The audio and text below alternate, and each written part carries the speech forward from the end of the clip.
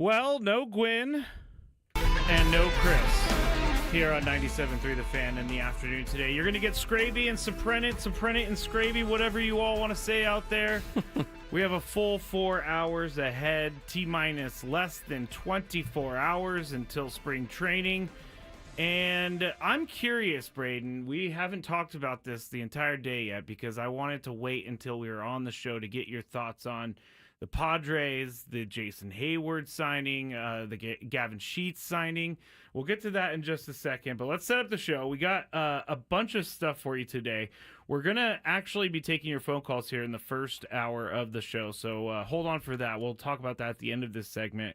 We'll also get our thoughts on the Padres going into spring training. We'll have our daily gambit. We have a Big Five. We have Brent Sobleski talking about the NFL and the NFL draft. Also, Braden's really excited about college basketball tonight. There's a lot of college basketball games. We have San Jose State playing the Aztecs up in San Jose.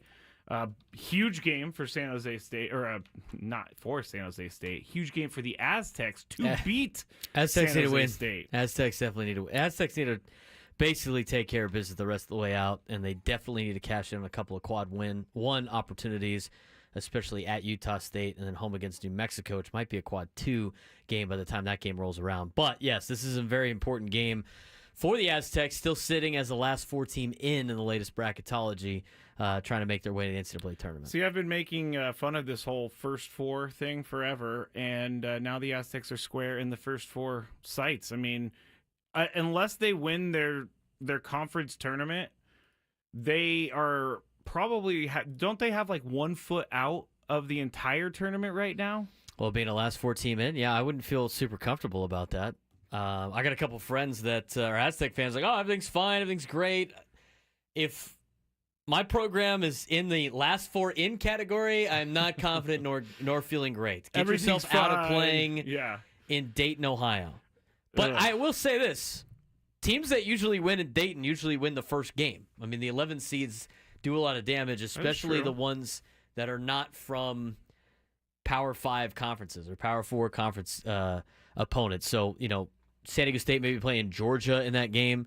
They'll probably handle a mid-level, low-level SEC school in Georgia.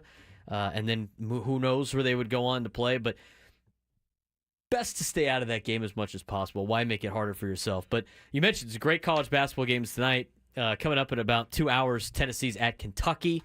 The 5th-ranked Tennessee Volunteers, 15th-ranked Kentucky Wildcats. Arizona's playing at K-State, who's on a heater right now. Maybe a trap game for Auburn tonight against Vanderbilt. Auburn and Alabama, 1 and 2 in the country, are playing on Saturday. Florida's at Mississippi State, 3:22. Purdue's at Michigan, 7th-ranked Purdue versus the 20th-ranked Michigan Wolverines. Iowa State at UCF should be a good one. Alabama's got a trap game at Texas. Georgia, Texas A&M. And then UConn's playing Creighton tonight. You got great college basketball. I'm envious of your passion for college sports because you just named off literally every game that's happening tonight. It has anything to do with the end of the season. So good job there, Braden. They're all great college basketball games. Big college fan in general. Yeah, we got college baseball starting up on Friday. And you call the play-by-play for USD, don't you? That is correct. What is their outlook on the season? They should be pretty good. Like tournament good? Yeah, they're expected to win the West Coast Conference. The first time they picked preseason number 1 in the WCC since Brock Ungrich took over, and they open up with my TCU Horned Frogs for a 4-game series this weekend. So Who a little torn there. That's right. Everybody out there has already asked who are you rooting for in that game. I'm like, well, one of them pays my checks, and the other one I paid a ton of money to go to school there. You have the almost the plausible deniability of, hey, it's my job. I'm right. going to call the game 100%. Right down the middle. It's my job. I have to. Usually a neutral broadcaster, and you'll see me get excited for both teams in the neutral broadcast. But you're on the USD broadcast. You don't favor USD? The home games are technically on ESPN+. So the Oh, home games are for TV, everyone. and then when we go on the road, it's for USDToros.com. So. All right, well, last thing before we get into the Padres, you won Disneyland tickets. I did. In Super Bowl squares. I got the last of the Super Bowl What were squares. your choices for prize? Well, I got the first choice because I won the last square. Oh, so you had everything on the board? You picked Disneyland tickets. I mean, a 4-pack of Disneyland tickets is worth more than $110. It's kind of like $1,000. Yeah, exactly. And That's a good point. So last year, I won the fourth quarter. last year, and they went to overtime, which means I wasn't going to win the overtime one, which is an extra prize. Rob Zilla won overtime. Okay. And I was like, all right, well, maybe, Rob Zilla goes to Disneyland a lot. Maybe he'll take the Padre tickets. And he took the Disneyland tickets. And I was like, well, there goes that. Yeah. And I ended up taking the Padre tickets. It was the next best thing last year. And I'm like, I could go to the Padre game whenever I want. Literally. And Rob Zilla, I'm pretty sure, goes to Disneyland more than a couple times a year. I've seen him do it on social media. And I was like, we should have just switched. So this year, you took it. I won the fourth quarter again. No overtime. Didn't have to worry about that. And Rob Zilla won the third quarter. And so I got first pick, and I picked the 4-pack of Disneyland tickets. He had the second pick. He picked the Padre tickets. So it worked out for you this year. Finally. And I should have. I was close to winning like 3 of the quarters, but some catastrophic thing happened. And the one that was the worst was in the third quarter when Kansas City finally scored. I had Philly 4 and KC 7, and Kansas City decided to go for 2 for no reason. Well, hey, they got to catch up somehow. Yeah, 4 times 8 is 32, not 34. I mean, they were still. You never know. It was never going to happen. You never know. It was a waste. And so as soon as they lined up to go for 2, it's like I lost. If there's one person who can bend mathematics, it's Patrick Mahomes. Yeah, this is going to be a 3-point play. Yes, a 3-point play like in basketball. Actually, Goodell just called down. It's a 4-point play, everybody. Well, with Kansas City, if they don't get it, they get the 1 point back that they were going to get on on the point after and they attempt. get 6 timeouts for the rest of the half. So they line up for 2, which means I lose that. Yeah. And then Kansas City scores again, and I have because at our company we did the reciprocal score too. Okay, can you explain that? So like if I had Philly 4, KC 7, right? I would also the person that had KC 4 and Philly 7 would also win. Oh, I've never even heard of that. But Chris and I actually were reading the email during a break yesterday, and it kept saying reciprocal winner. We're like, what the heck is that? That's the flip. Winner? So like if you had like I said, if you had KC 7 and Philly 4, sense. you also won. So but you got whatever the other person didn't pick. So they had the prizes. So there's like 4 different prizes. You either get a prize or a cash prize. And if you pick the prize, then the other person got the cash prize. Adam was very on top of this. He sent about 17 emails during the Super Bowl updating everyone. And Braden ends up with the Disneyland tickets. So the first 2-point conversion screwed me out of the whatever. And then the second one, I had the reciprocal of the score, which means I would have had at the mercy of the other pick. If Kansas City got the 2-point conversion or something, or didn't get the 2-point conversion, and they got it. Oh. So I lost out on that one. And then at the end, with like a minute, it was like under 2 minutes to go, I was like, well, if Kansas City gets the ball back and they get a 2-point conversion, I'm good. I do have KC 2, Philly 0. And it was 40 to 16 at that. No, 14. It was actually I needed them to not get the 2-point conversion, so they didn't. So they score. KC scores, and they had they made the last 2-point conversion, and I was dialed in. I was rubbing my hands, defensive stance. Philly, we need to stop right here. One stop, and we're going to Disneyland. Almost like I was a Philadelphia Eagles fan, which I wasn't. I did root for them. Gambling does that to you. But I was like, come on. One stop. I just need one stop. Let's get it done. Who are you taking to Disneyland? Happened. I don't know. I got 3 other spots. Wow. I got the tickets. I picked them up today. I got till June 15th to use them. All right. But now with Disneyland, you got to make a reservation or something like that. So I got to plan it out. And my sister takes care of that now because my nieces come down, and the deal is she'll pay for my ticket if I also help her chaperone. My brother-in-law refuses to go to Disneyland. He hates it. That seems like a fair trade. So, yeah, she pays for the ticket. I'm the other rider. We have an even number of riders, so she deals with all that stuff. And she's really good at the app, and I know that there's different fast passes. Anyway. Those are called lightning lanes. The lightning lanes. I don't think the mouse says it like that. But oh, come on. The mouse needs to say it like that. I'm not saying you're wrong. All right. First segment, almost in the books. I'm not sure. What was that? You. I'm not sure if. Let's not start the Padres just yet. We'll get into that in the second segment. But I do want to get people's phone calls. And we want to hear from you 24 hours ahead of Padres spring training, how you're feeling, if you think the roster is going to be okay, if you're worried about the roster, if you want to trade someone, if you don't want to trade someone. Basically, if you have a rational thought, you can give us a call. 833-288-0973. I'm not in the business of, I remember taking this phone call. If you think that Jake Cronenworth is going to move to catcher, please don't call, because it's not going to happen. And so we're going to get into the Padres here in the next segment. But Jeff Passan wrote this article this morning, Braden. Juan Soto's deal was so big that if you combine every free agent dollar spent this winter by, wait for it, Cardinals, Brewers, Marlins, Padres, Rockies, Twins, Mariners, Cubs, White Sox, Pirates, Phillies, Reds, Nationals, Rays, Braves, Guardians, Red Sox, Astros, Tigers, Royals, A's, and Angels. Did you just list every team in Major League Baseball? Juan Soto made more than they've all spent in free agency this year. I'm not surprised. The Mets have spent over $1 billion in free agency. Like 75% of that is Juan Soto's contract. The Dodgers in the last 2 years have spent over $1 billion in free agency. All Jeff Passan's article told me this morning is that they want people to spend, but now we're spending billions of dollars and not hundreds of millions of dollars. And I don't understand how they think that a team is going to be able to keep up with two teams spending over $1 billion. It's ridiculous. It is. We'll dive it. We can dive into that if you want. All right. I'm going to put Juan on hold. Stay right there, Juan. Give us a call, 833-288-0973. We'll talk Padres. We'll get Braden's thoughts on Jason Hayward and his signing over the weekend, and also Connor Joe. So stick with us. We'll be back here shortly on 97.3 The Fan.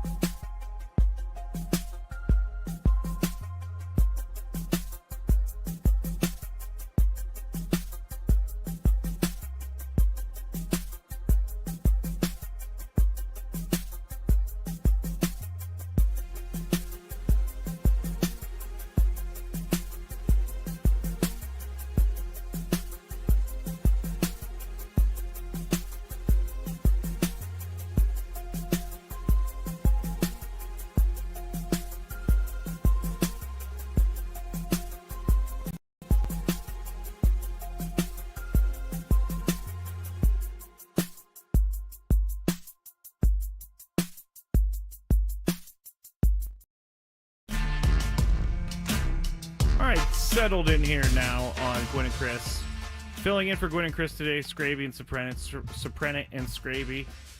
And I was very happy earlier when I was making our graphics that I spelled your name right, Braden. It is Surprenant.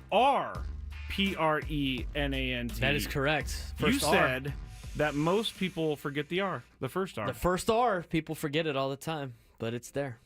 So you get Soprenet a lot? Yeah. Does it bother you? No. Okay, good. It happens. It's whenever hard to I'm spell. called It's 10 letters. Crabby, Crabby is a good one. I get a lot. Okay, crabby. I get crabby a lot. I am kind of crabby from time to time. Crabby Anyway, from time to time. yes. Anyway, Jason Hayward finally signed. I know. Officially. Oh, he did officially now. Yeah, Padres put it out. Okay, so One-year Padres. contract. All right, let's jump off on that. Connor Joe on Friday, then later on Friday, reports of Jason Hayward being signed, and now the left field platoon looks to be intact. Braden, we gave our thoughts yesterday. What are your thoughts on bringing in Jason Hayward and Connor Joe? I don't mind it. I don't mind the moves. I mean, this is basically where you're at right now and where your money is right now. That's what was going to happen. That's kind of the player that you were going to get, is a player like Jason Hayward and a player like Connor Joe. And I don't mind taking a risk on a local guy, right, out of Poway High School. Went on to play at the University of San Diego. We've had a good track record with local players playing for the San Diego Padres. So, maybe you could take a chance on some of these guys. And, same with Jason Hayward. Jason Hayward hasn't played very well the last couple of years, but you do know what you're going to get out of Jason Hayward. You're going to get a solid defensive outfielder. You're going to get a guy that puts together big league at-bats, and you have a big league veteran that's going to be, either coming off the bench or maybe spot starting. And he's one of those players that have always had a good track record in the clubhouse, guys that are going to help out the younger players, especially in the outfield. I think it's worth bringing these players in. And when you have the budget that you currently have and you've spent a lot of your money already, these are the players that you have to hit on. And sometimes they work. David Peralta, Donovan Solano, and sometimes they don't. Robinson Cano, Ooh, good point. Nelson Cruz, Matt Carpenter. Yeah. Those are the risks that you have to take. And if you thought you were going to go out there and sign an Alex Bregman level player, it's not going to happen. We knew that from the beginning, that they weren't going to be signing big money, or even anything. players making $8 to $10 million. Which is kind of frustrating for me that you see easily affordable players going off the board for $8 million. That seem affordable. They're not affordable if you can't afford them. I know that. It just it kind of drives me nuts a little bit. But like you said, though, with the Matt Carpenters, with the Nelson Cruzes, I've drank the Kool-Aid the last few years. Okay, these guys are good clubhouse guys. These guys are going to come in here. They're going to do some things. They're going to help this team. I fell for it. The banana in the tailpipe, as we say on this show. I fell for it twice, Braden. I don't know that I could fall for it again, and that's how maybe I'm so negative on the Jason Hayward thing. Yeah, I mean, you look at it, you look at his numbers and everything like that, and it seems a little deflating. I think with the way the Padres have spent money the last couple of years, it seems deflating when you don't have another big offseason. And it's almost like that's like when you're that's why when you start dating a girl, you don't want to go too fast on the expectations. You can't take her to a steakhouse the first night, because then she's going to expect something better the next time.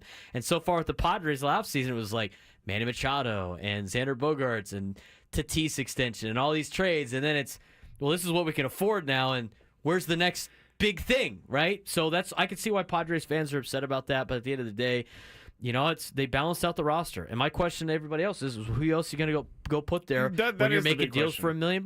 That is the big question, because you're not getting, you're not even getting, I was going to say Donovan Solano, but you're like $1 million limits you almost to guys like Jason Hayward or guys that are in AAA.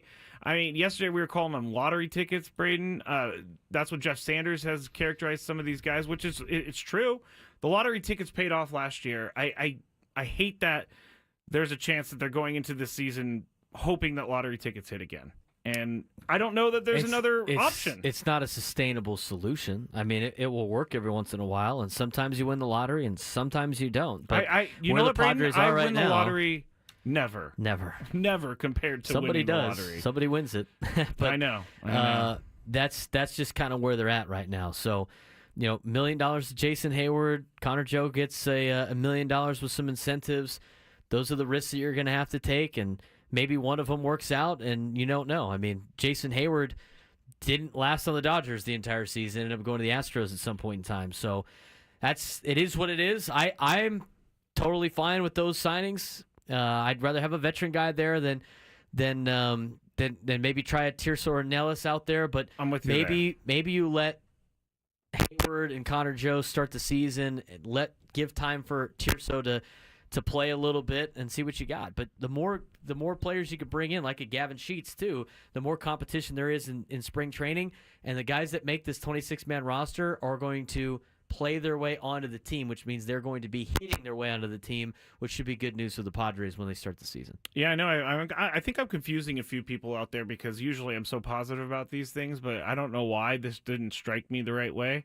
But if you want to give us a call and tell us your thoughts on the Padres, what you think is going to happen here in spring training, 833-288-0973. Let's go to our first caller today, Juan. Hello, Juan. How are you doing today? I'm doing well. How are you guys? Pretty good. Well, Juan. You said you wanted to talk about the upcoming season. You're positive about it. Yeah, for the most part, I think it's been said over and over, but I think it needs to be reiterated, which is the fact that we have a great core.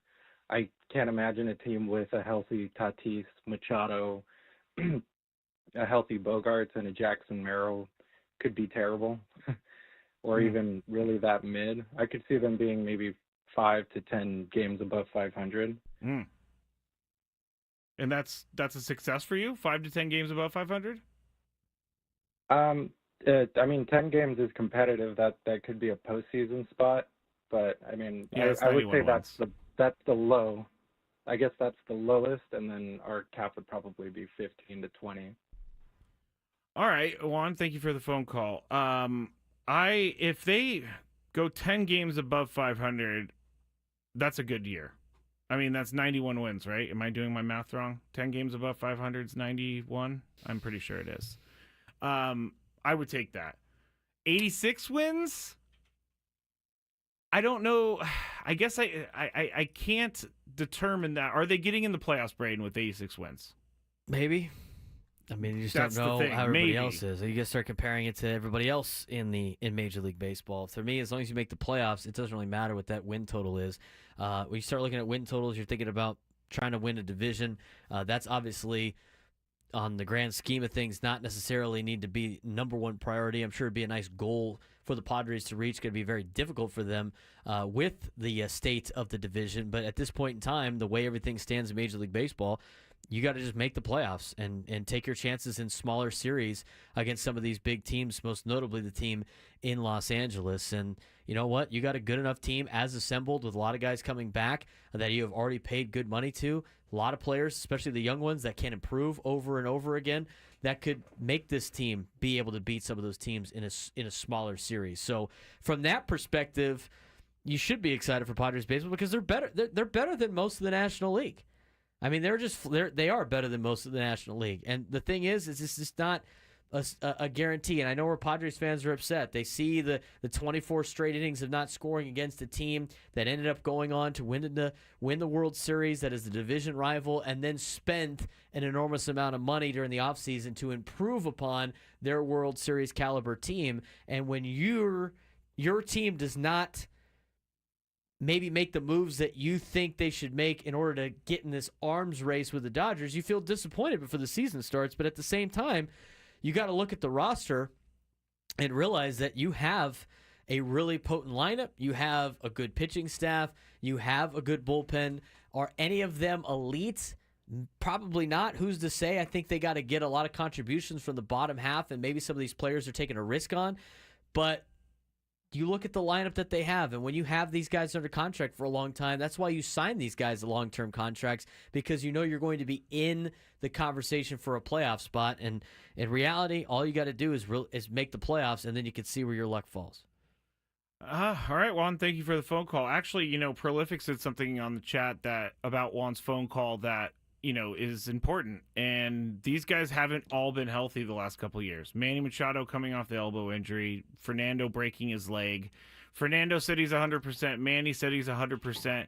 and it's really hard sometimes to remember that they have spent so much money because it's not shown to us often. It's not like each year we see how much money everybody's making.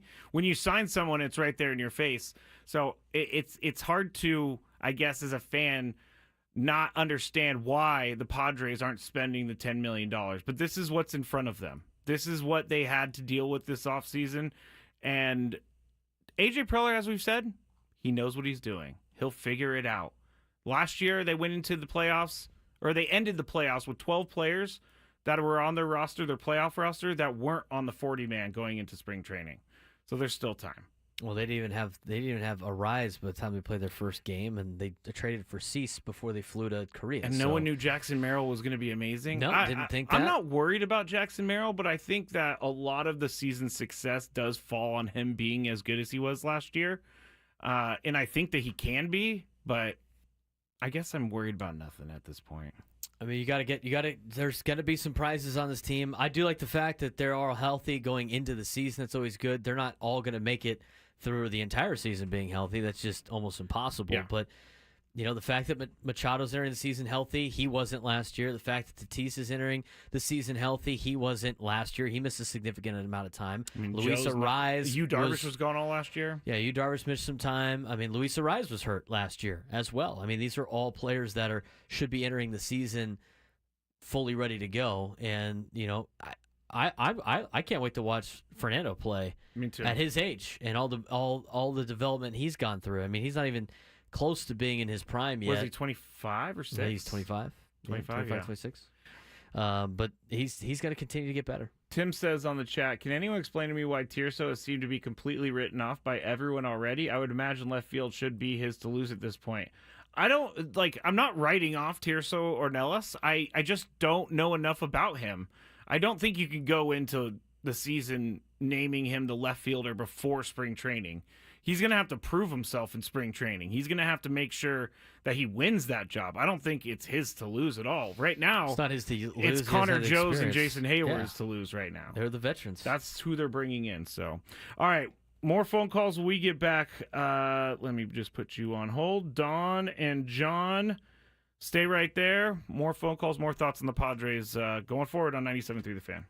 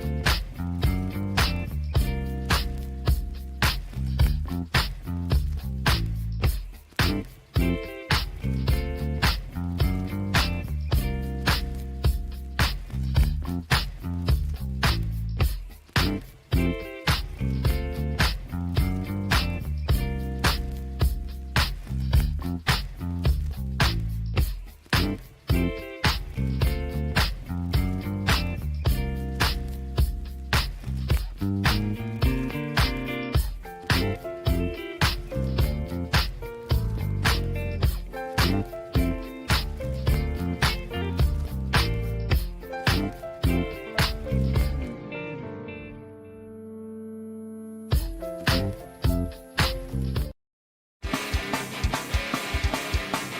Slam Dunk in Vegas National Contest is your chance at the ultimate trip to Las Vegas. All you have to do is download the Odyssey app, log in, and listen to 97.3 The Fan for at least 1 hour to earn your daily entry into this national contest. The grand prize is travel and accommodations for a winner and 3 guests to Circa Resort and Casino, Las Vegas's premium sports viewing destination, where you can watch the biggest March Hoops party at Stadium Swim, plus $20,000 cash. So make sure you go to the Odyssey app and listen for at least an hour a day, and you'll be entered. Braden, you ever been to Circa Resort? I have. It's pretty awesome, I gotta say. I've never stayed there, but I did the Circus Swim. Okay, one how time. did you like Circa Swim? was all What right. part of the year were you in? September. Okay, College so that's a good football point. Saturday. Yeah, that's a good point for it. Yeah, did a college football Saturday there. I would have preferred to be in the sports book over the Circus Swim, which is Why? the same Because it was thing. like 105 degrees well, outside? it's just like I'm not huge into. It's just rave music the whole time. It's Yeah, just, that is true. the whole time, and you're just like When you stay after like a couple hours, you're like, oh my god. It closes at 11 p.m., but when we first checked in, Chris, they asked us who wants the music until 11 p.m., and Chris immediately goes, "Not me," and so he was down the hall. But I had a great view of that big TV. Oh It was yeah, the amazing. Circus Swim was cool. It was It's a amazing. cool time for sports throughout the year. That obviously the NCAA tournament is probably the best time to be out there. Yeah, So, you're gonna good opportunity. I mean, the sports book is overwhelming, to be honest. But we have a chance to we have a chance to win a qualification to Motley Crue later in the show, and we also have some SD Legion tickets to give away at some point during the show as well. So we were talking about the Padres, and Juan called in and said 10 games over 500 would be good enough for him. And the reason that my math is in question, the chat is letting me know that record math is not the same as real math, so you can't just take 81 and add 10. So 86 wins would be 10 games above 500. Thank you, chat, for letting me know. 86 wins would be, as you said, bubble playoffs. And I mean, going into spring trading, I think it's not unfair to think that they can win 86 games with the guys that they have right now. This is why they tell you, Matt, to never do math on the radio for things like that. Oh, I do it all the time, though. You should probably never do that again. Well, no, it's going to happen. I do math all the time, but I thought do you it could off just add air, 10. and then you can I calculate thought you could it. just add 10.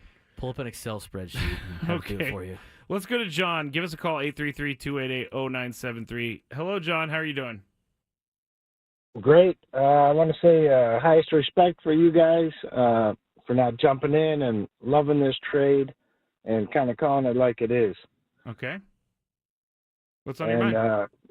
What I believe in this season is, as you just pointed out, their over-under is 86.5 wins for the season.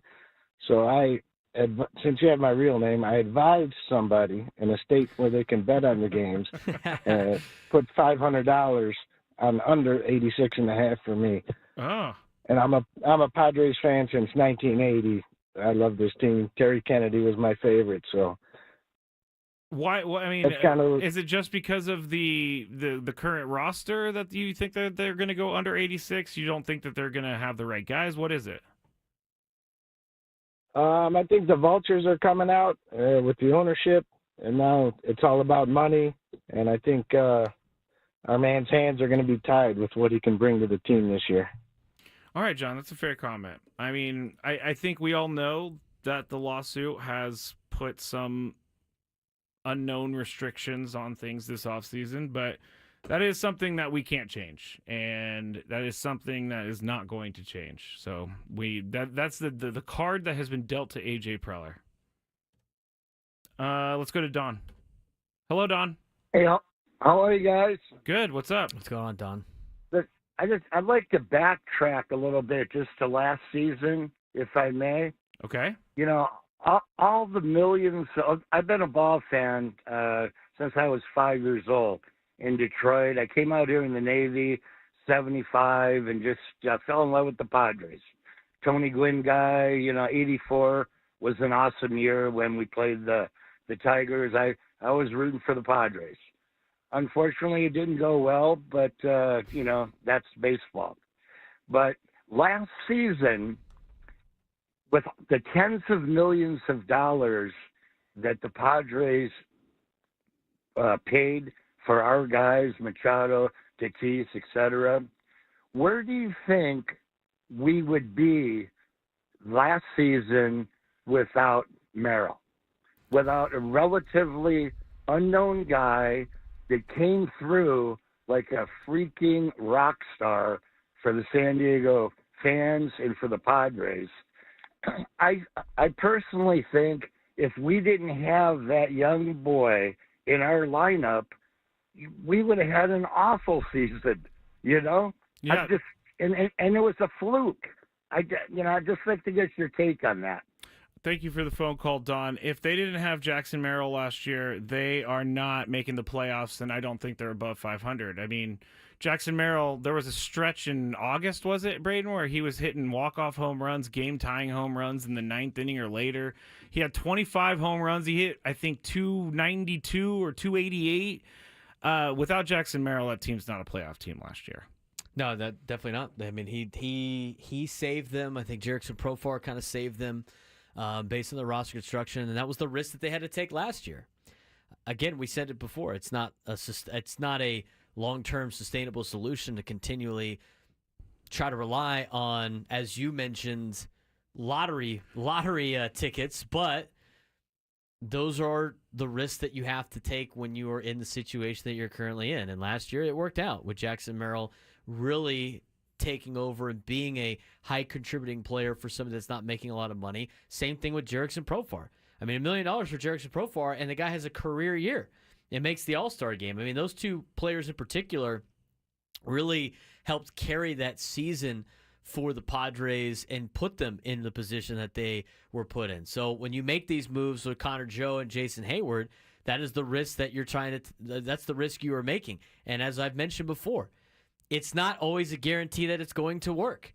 Donovan Solano, David Peralta worked out with the Jerickson Profar, with a Jackson Merrill. Years it hasn't worked, Matt Carpenter, Nelson Cruz, Robinson Cano. I mean, you can go down the list of some of the years where those moves did not work. So that's where the Padres are at.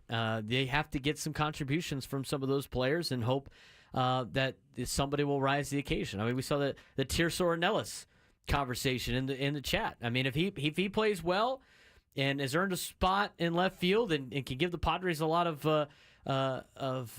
play in left field and get them some at-bats, everything that they need to succeed, then he's the unsung hero. There's got to be some of those guys that have to rise to the occasion and fill in the loose spots that the Stars can't, carry the team with. And we're going to see who those players are once spring training starts and once the season starts to get going. I would have said, that Jerickson Profar was more of a lottery ticket than Jackson Merrill, I guess, because Jackson Merrill, yes, we didn't know what he was going to do, and we didn't know he was going to be that good. He was a high draft pick. I mean, he had 40 at-bats above Double-A, and that is true. And he was playing a position he'd never played before at a professional level. I take it back. He's a lottery That's ticket. That's 100% a lottery I take it back. You've convinced me. Lottery ticket. All right, give us a call if you want to talk Padres, 833-288-0973. Tell us about what you think about the roster, all that stuff. Jake in Lakeside. Hello, Jake. Hey, good afternoon, guys. How you doing? Pretty Doing good. well, Jake. What's on your mind? So, getting Connor Joe and Jason Hayward, you get what you pay for. It is what it is. Not going to complain. I would have rather see David Peralta just because he was on the team last year, built some sort of chemistry, see him in the dugout doing the freight train with all the guys and everything, having that home run against the Dodgers. But I mainly wanted to focus on pitching because it's not a secret that we need another starting pitcher. And mostly I've heard Nick Pivetta, I'm pretty sure his name is, guy from Boston. Yep. Is that his name? Yep. Yeah. So that would make, I believe, 5 starting right-handers, righties. Mm-hmm. What about, getting a lefty? Because as of right now, we have 4 righties. If we get Pivetta, which I don't see us getting Pivetta just because we give up that draft pick. So maybe, I don't know, take another gamble this year on Andrew Haney, maybe a lefty guy, or flipping Suarez for some prospects and getting those prospects to trade for a lefty who's not a free agent. I don't know, something like All right, that. no, Jake, that's awesome. You've thought that out, I have to say. And I don't think Nick Pivetta is on the Padres' radar just because he's a free agent and he's just going to cost too much money. I mean, that's the excuse for everything with that. But Well, and as you mentioned, he's gonna cost you a draft pick. yeah, because he received a qualifying Yes. offer. I those guys like the Andrew Haney, those are the guys that we're going to see. I mean, how many times throughout the years have we seen the Padres bring in the Rich Hill, the Jake Arrieta, just trying to eat some innings? We're probably going to see some of those guys. They do need a lefty. Braden, what do you think about trading Robert Suarez? Because we've talked Dylan Cease, we've talked Michael King. I, at this point, don't want either of them to go anywhere because the rotation is going to be much worse without them. But Robert Suarez is the new hot topic. I said trade him at the beginning of the offseason. I think that's the player that you definitely have to trade. He's going to cost you $10 million this year, and I think he is at his full potential of trade now. This is the highest it's ever going to be for Robert Suarez for a couple of reasons. One, he's going to opt out at the end of the year. Yeah. So if he pitches really well this year, he's going to be gone anyway. So you might as well get something out of him. I thought the way that he finished the season last year was a sign that he's obviously not a player that at his age is somebody that's going to continue to be at the level that he is at. He's 34 years old. I mean, he made the pros when he was 31. He had a great story. Had to pitch in Japan a little bit. He comes over to the United States, finally gets an opportunity with the Padres, throws straight gas over 100 miles an hour. Great to see with a closer, but he's basically just got a fastball. Trevor Hoffman was on the show with us during FanFest. Said he's really worked on that changeup, so hopefully that changeup's pretty good. But at this point, the areas that you can afford to trade to kind of save some money that you can get some help back, obviously you're going to get the most for a guy like Michael King or Dylan Cease. But when you're trying to get something back, eliminate some payroll, and still have a successful team in 2025, the answer is trading away Robert Suarez, because you have a guy like Jason Adam that could close games for you, and you have a good back end of your bullpen. And some of those starters and players that are competing for starting spots can be long relief guys in that bullpen. And when you get a closer like Robert Suarez, he's a luxury that teams always need at the trade deadline. So maybe if you can get him a little bit earlier, send him off a little bit earlier, you could get a little bit more back. Maybe it'd be more desperation at trade deadline time. But I'm totally on board with trading a player like Robert Suarez to try to help out. Now, you either get some farm pieces back that can help you in the near future. I think you'd have to get guys that are ready to just finally be ready, that are ready to make this flip to Major League Baseball.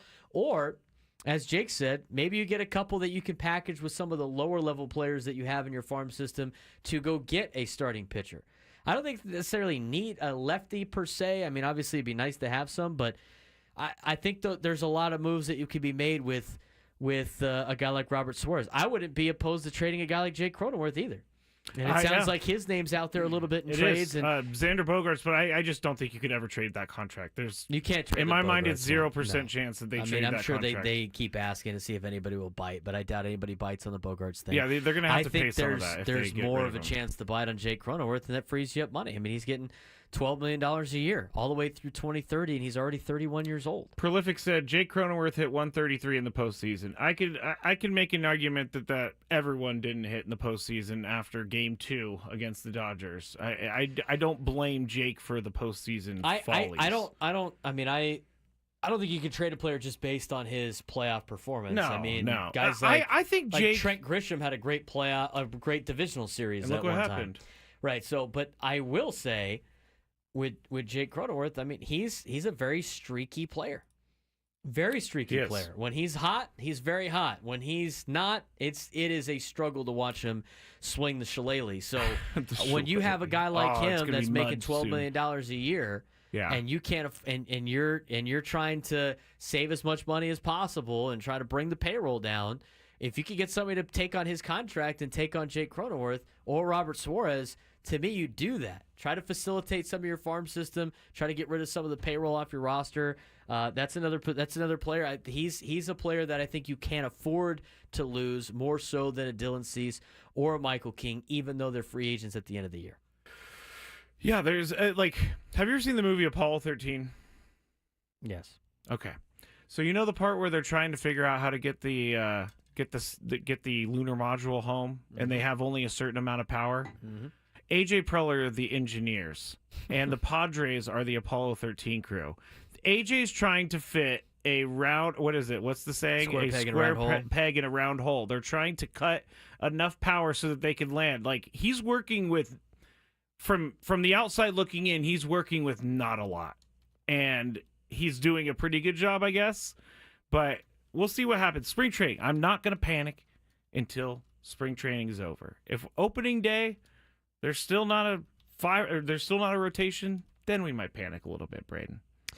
I don't think it's really time to panic. What about Quintana? I've seen Quintana's name, and Jose Quintana is a 36-year-old pitcher, starter, lefty. You go to Spot Track. His salary is projected at $8.3 million. I mean, if they're not spending, That's what I'm saying, Braden. They're not going to give him $8 million. No, the players that you might be looking at are like the Cal Quantros of the world and everything like that. I mean, what you're going to get with the budget that you have is just not very great. I think, honestly, you have better options on guys that are trying to make a rotation in this organization than you do with any type of free agents that you're just hoping they're just going to eat innings for you. Yeah. Jacob is asking on the chat, who is the duct tape in my little scenario? Because duct tape was a big part of Apollo 13. The duct tape is Mike Schilt. Mike Schilt has to keep all this together, and Mike Schilt can keep all this together. I mean, they are going to be starting tomorrow. We're going to get Sammy Love reports tomorrow, so we're finally going to get to a point, Braden, pitchers and catchers, where we don't have to just talk about things over and over and over again. We'll actually get some They're going to be throwing actual bullpens. stuff. What else are you going to get out of that? I don't know. You see how his bullpen looked? What did you think of the Super Bowl? The game or the broadcast? Okay, both. That was good. I mean, the game itself wasn't very good, but I'm not a big Chiefs fan, so it was fun to watch them get smoked. Defensive line for Philadelphia dominated the trenches. That's where you win in the National Football League. That's where you win in any level of football, is in the trenches. Offensive line, defensive line. Philly didn't even blitz one time against KC, and their D-line as a football coach, destroyed. how crazy is that? To know that they had a bunch of sacks without blitzing once. If my D-line's better than your O-line, and I don't have to blitz, and I can have 7 guys, 8 guys drop, it's great. Where has that O-line play been all year? They haven't been very good all year. And they've but gotten it bailed didn't out by a seem lot to of be different that things. big of a deal. They finally got exposed for what their offensive line has been a problem for the entire season. And Mahomes was on his ass almost the entire game. He was in the Super Bowl, and that makes it difficult. Did you see some people are making excuses that he threw a ball early in the game and he hit his head on the ground, and everybody says, or the Chiefs fans are saying that he may have had a concussion. That's why he played so bad. That's not why he played bad. No, he played bad because he had no time to. He had no time to throw. His last level progressions he couldn't get to. That's usually the thing that saves him, and he made a lot of throws that he usually gets rewarded for. Yeah. That he didn't get rewarded for. He does make a lot of bad throws that he gets rewarded for on some bad decisions, and this time they didn't work. Are they actually bad throws if he completes them more so? Rolling out to your right and throwing across your body late in the middle of the field is always a bad idea, but it works out for him, and every time. Sunday it didn't because Cooper DeJean was there. Cooper DeJean. I mean, can you imagine having you can't have a better birthday. You win the Super Bowl, you pick off Patrick Mahomes. What a great way to start 22 years old. Seriously. What did you do? What were you doing at 22? Drinking. That's what I was doing. Not getting a pick in the Super Bowl for a touchdown? No, I wasn't even close. I thought maybe I could play at Palomar, but that didn't work out either. All right, that is it for hour number 1. When we get back, we're going to go over some Daily Gambit. We still have a lot ahead. Brent Zableski at 3:40. Skraby and Soprano until 6 p.m. on 97.3 The Fan.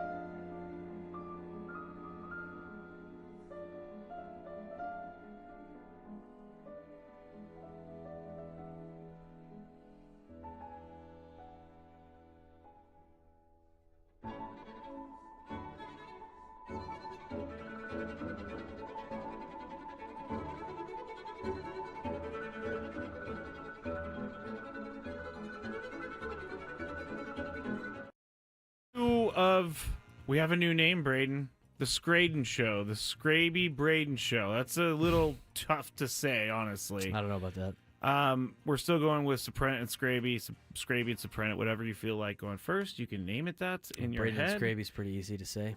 Braden and Skraby. Skraby, yeah, Braden and Skraby. When we first started, Gwynn and Chris really wanted his. He's not going to ever admit this, but he really wanted his name to go first. I could just tell. And we're like, no, you can't do the Chris and Gwynn show because... Sounds like Chris Gwynn. Yeah, Tony's uncle. So that's right. when it went to Gwynn and Chris. And then, honestly, for some reason, our show got named The Gwynn and Chris Show. Instead of Gwynn and Chris? Yeah, but we changed that like 7 years ago, but I still get emails from people here asking about the Gwynn and Chris Show. And I get orders for the Gwynn and Chris Show. You know, it's the Gwynn and Chris Show. Just really. The Annie and Elston makes no sense. Wait, what? Why does that make no sense? It's just Annie and Elston. Why would it be the Annie and Elston Oh, show? oh, I see what you're saying. I was like, Gwynn and Chris. I was like, her name is Annie and his name is Elston. Gwynn and Chris. Yes. And Annie and Elston sound way better. And Ben and Woods. It's not the Ben and Woods show. It's Ben and Woods. True. This is a good point. I never thought about it this way. It's always a first name and a last name, too. Also, in San Diego, I think it was the better idea to lead with Gwynn in the name as well, because it's very easy for people to recognize when they are looking through their radio. You know, that's the only one where the last name comes first. That is true. You're blowing my mind right now. Never even thought Poking about holes that. through all the theories. names. That's right. Yeah. Kenley Jansen, he's agreed on a 1-year deal worth $10 million with the Angels. $10 million. Exactly what the Padres pay Robert Suarez. If the Angels had this roster in 2019, they might have won the World Series. Wait, because of all the guys that they're bringing in, like after the fact that they've been good? This is a great 2019 ball club right here for the Los Angeles Angels of Anaheim, Fullerton, Orange County. Did you see Dana that Point, they've San Clemente. benched Anthony Rendon? I mean, yeah. How can you bench a guy making $20 million a year? Don't you just have to throw him out there? $20 million a year. Skraby, he's making $38.5 million a year. He's making 38? 38 for the next 2 seasons, 25 and 26. Oh. 35 million towards the AAV, my guy. Do you just 20 million? Oh. 20 million sounds good. Oh. 38.5. He is making more than Mike Trout the next 2 years. All right. By $1 million. Well, don't get me started on Mike Trout. Guy's always hurt. At least he wants to play.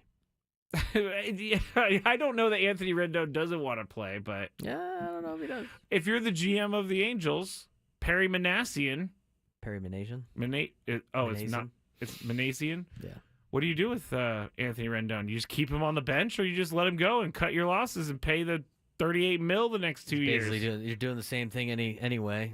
I guess maybe you can try to get something out of him. He hasn't had too many at bats the last couple of years, right? How many at bats did he have last year? I don't know. I wasn't really looking at that, but he was hurt a lot of the year, and I think he's he always also hurt. got into a argument with a fan early He's in the done year. that multiple times. He had 206 at bats. Yep. He had 0 home runs last year. 206 at bats. He had 45 hits. He almost had every one of his hits almost cost $1 million. It's very close. His contract year, 2019, when he won the World Series with the Nationals, he hit 319 that year, 34 homers, 126 RBIs. That's why when people ask, say, why didn't the Padres give Jurickson Profar 3 years, $42 million? It's very hard for people to repeat career years. And Anthony Rendon's making a lot more money than Jurickson Profar, but I was fine with the Braves taking on Jurickson Profar for that money. I didn't think that was a bad deal for the Padres. Oh, like not bringing it back for the amount of money that for 3 years, $42 million, no. they overpaid for him, and good for Jurickson for getting his money. I think they slightly overpaid for Jurickson Profar, but if the Padres gave him that deal, I would have been a little upset, weary about that. I've been like, okay, well, I don't know if they can afford that particular deal. I don't know if I'd give that to a guy that just had his career year. I can't imagine him having too many better years than what he had last year. Exactly. And, where the Padres are at, they can't afford to just eat money on those things. No. No. They already have a bunch of contracts that are going to be eating money here pretty soon. And I'd love to have Jurickson Profar on the Padres, and good for him. He got the money that he needed and the money that he is deserved for what he did, but you cannot afford to pay players for what they have done. You have to pay them for what they're going to do. Otherwise, you're going to be like the Angels. Like the Angels. All right. I think it's time for this. Do you like money? I think about money a lot. Do you like money without doing anything? Winning. Do you want to make money while watching sports? I think Washington is immortal luck. Washington! Woohoo! If you answered yes, this is your segment. Just don't blame us when you lose. Nothing is ever your fault. It's your game. Take it. Gwynn and Chris go through the top bets of the day in The Daily Gambit on 97.3 The Fan. Daily Gambit is our daily sports betting segment here on Skraby and Braden, 97.3 The Fan, filling in for Gwynn and Chris. And right now on TV, I don't know what this channel is, but they're showing puppies, and I love them. All Out It was Reality. very what channel cute. is this? I don't know, but these two puppies were playing, and it was very cute. Did you guys bet on the Puppy Bowl? Or? No. That was a part of the Daily Gambit for Friday? No, I haven't watched the Puppy Bowl in years. I didn't have the heart to tell Chris because he really loves the Puppy Bowl. Didn't have the heart to tell him. You know, what I did watch one year was the Celebrity Deathmatch halftime show that they had years and years and years ago. Sorry? Do you even know Celebrity Deathmatch? No, I don't. Oh, my goodness. We have a generation gap right here on this particular subject. Just look it up. All right. First bet, Utah at the Lakers. The Lakers are 12-point favorites. Chris and I both said Lakers, and Lakers won by 19, 132-113. Luka made his debut. We'll talk about that in the next segment. Cleveland Cavaliers minus 9.5 against the T-Wolves. Both of us went with the T-Wolves, and both of us were wrong. The Cavs won 128-107. Anthony Edwards, over under 29.5 points last night. Chris and I went over. Anthony Edwards is on a heater. He had 44 points last night. And Wemby, who had more points, rebounds, and assists, Wemby or Shai Gilgeous-Alexander? Wemby had 31, 15 rebounds, and 4 assists for 50. SGA had 31, 1, and 2, so he only had 34. I win that bet. I said Wemby. Chris said SGA. Clemson minus 4.5 against North Carolina. Forgot to get the result of this. I think Clemson crushed them. Blew them out. Maybe even by 20 points or something. North Carolina's not very good. Top 25. Yes, 85-65 Clemson. So Chris loses that one as well. You were all but one. What do you have me to make? 5? 4 for 5? Yeah, that's pretty good. Still lose the parlay, but 4 for 5. All right. That's a pretty good week for me, gotta say. All right, let's make some bets, Braden, on college basketball tonight. Tennessee at Kentucky. Tennessee, 2.5-point favorite in this game. I'll take the Vols on the road. That's why I'm wearing the shirt that I'm wearing. Checkerboard Kentucky. Does your brother still go there? He graduated. Oh. But Tennessee has had a lot of success in the state of Kentucky.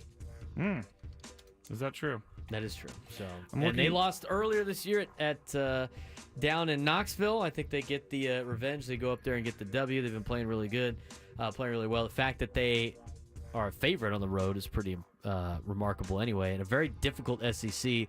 I'll take the Vols minus 2.5. Lamont Butler is back for the Wildcats. Plus 2.5 at home. I'm going to go against you. I'm going to go Kentucky. That's not a bad bet either.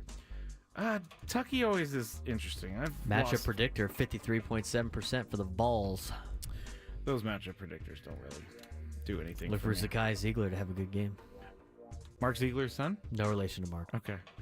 Duke at home, number 3 team in the country, minus 23.5 on the spread against Cal. So Cal has to fly all the way from Berkeley to Duke or Chapel Hill. No, not Chapel Hill. Where's Duke? They're in Durham. Durham. That's it. 23.5 points. I'll go first. That game's tomorrow. Oh, you're right. It is. Do we have to pick that game still if it's tomorrow? No, we're not. I didn't realize it said tomorrow. Good call. Alabama, second team in the country against Texas. Texas Trap is home. game. Alabama, 4-point favorites, Braden. Trap game for Alabama. They got to go to the Moody Center and take on the Texas Longhorns. Even though they're 15-9 and 4-7 the SEC, still relatively around. Plus, is this the game that Alabama, as I mentioned before, trap game? They're thinking about playing Auburn on Saturday, number 1 versus number 2. Auburn, Alabama on the weekend. Is this a night where you get 2 upsets with Vanderbilt and Texas? I'll take the Longhorns plus 4.5 at home at the Moody Center. Wow. You know what? I'm going to go with Texas, too. As much as I don't like to go with Texas, I'm going to go with Texas. Still this always, but All I'll right. go with the Longhorns. Horns down. Connecticut at Creighton. Creighton -4 on the spread. Now, the reason I put this in here is because Dan Hurley is the best coach to ever coach. That's what he says. Of all coaches. But he keeps losing. So that's because he went to the Maui Invitational and he'll never go back. Because why? Because he got because they lost all 3 games. Never again. He says he'll never play in a 3-game MTE ever again. Hey, guess what, Mr. Hurley? You can win those games and everything works out for you. Lost by 5 already this year to Creighton at home. They're going to go to Nebraska this time to take on the Jays. I'm going Creighton. Creighton -3.5. I'll take Creighton too. UConn's just kind of hovering right now. Yeah, they're not as good as we all remember them to be. He's the the last best couple coach years. ever. Just ask him. You adding a game now since... No. Why not? We're done. You don't want to add a game? No, I don't. Unless you want to add a game. I know you want to add the Auburn game. What about Purdue, Michigan? I saw that one. Okay, what's the spread? 2.5, Michigan. And they're at home, right? Yeah, Chrysler Center, Ann Arbor, Michigan. 2.5 of Purdue. Purdue's 7th best team in the country. Michigan's the 20th best team in the country. You go first then. It's hard to win conference basketball games on the road. I'm going to go with the Wolverines. Wolverines. I'm going to go with Purdue.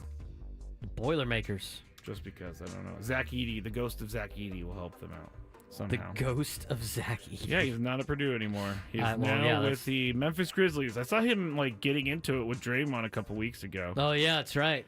Draymond tried to welcome to the league, I guess. And Zach Edey wasn't happening. All right, that's it for the Daily Gambit. When we get back, Luka Doncic made his debut. Also, the Mavericks owner made a comment about Luka that everybody is taking as a direct shot. I guess he didn't make it about Luka, but everybody's taking it as a direct shot at Luka. We'll tell you what he said when we get back on 97.3 The Fan. From the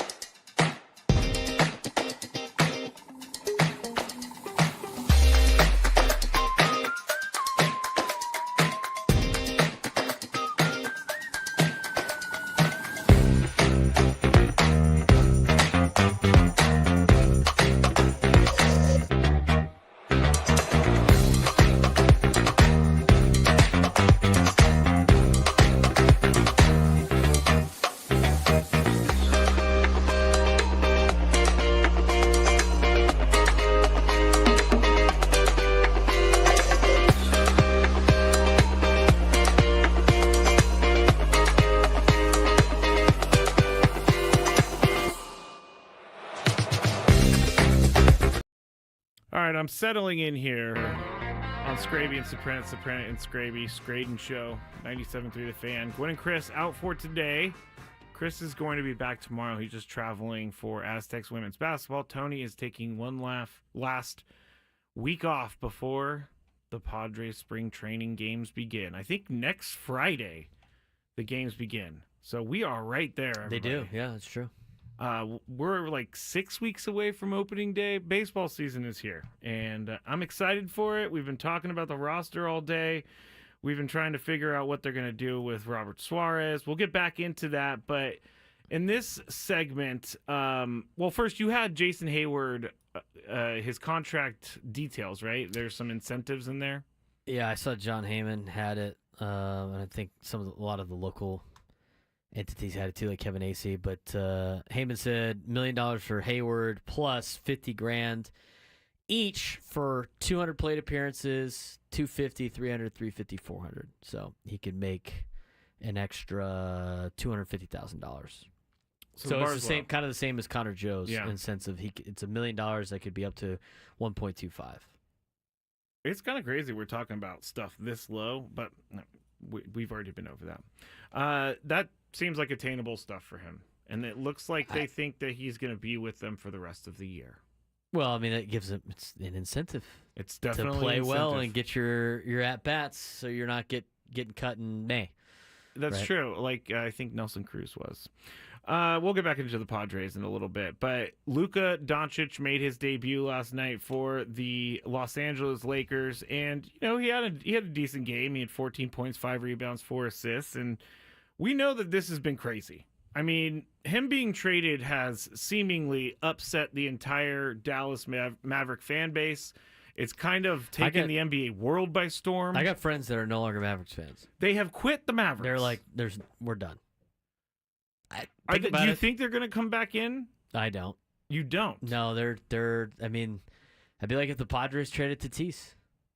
Yeah, no, I get that. I mean, it'd be a hellscape here. It would absolutely be a hellscape to see that. Which it should be. They've been angry about it the whole time, and then the piece that you got back got hurt in his first game, which was totally expected. And he's out for a month. And he had 26 and like 16 or 18 rebounds at the time he got hurt. Anthony Davis, that is.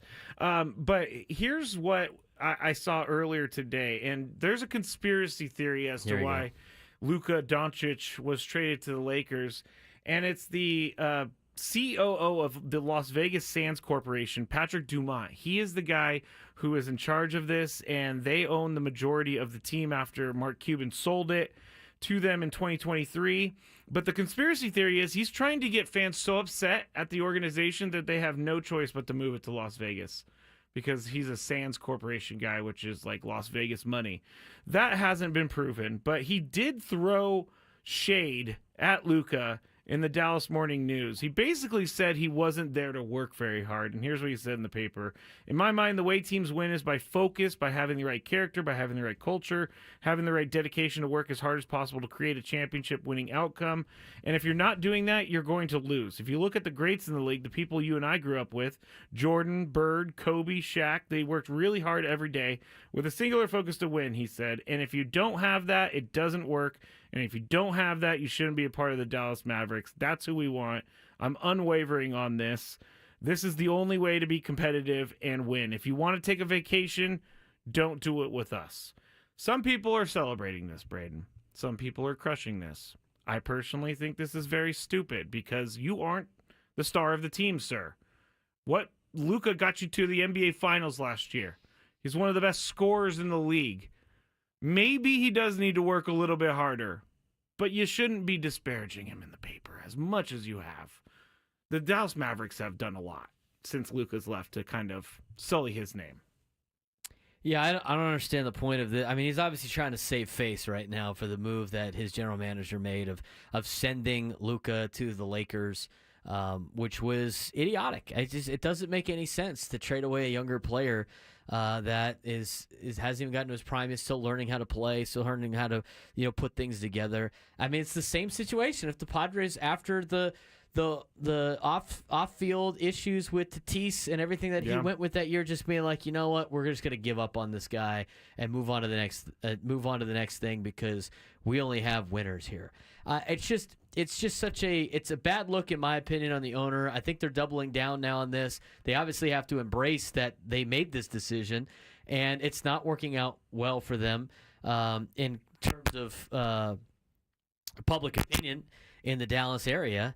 And I just don't see this working out for the Mavericks. I mean, there's something to be said about organizations and how they're run and the way the players play for said organizations. I mean, Luka Doncic, at this point, I could see him totally shifting gears with the Los Angeles Lakers, being part of an organization that is get that motivation. Right. Hey, you don't think I work hard enough here? Exactly. Now you're giving him the motivation to just basically prove you wrong in an organization that has won and has always been a great organization. In the last couple of years, obviously, it has been very great for the Lakers, but there's something to be said about some of those teams that always get the best out of their players compared to other teams. And the fact that they are going down this path is very interesting. I don't think it's going to really work out for the Mavericks, and they continue to look bad like what they did last night in the game with the video board.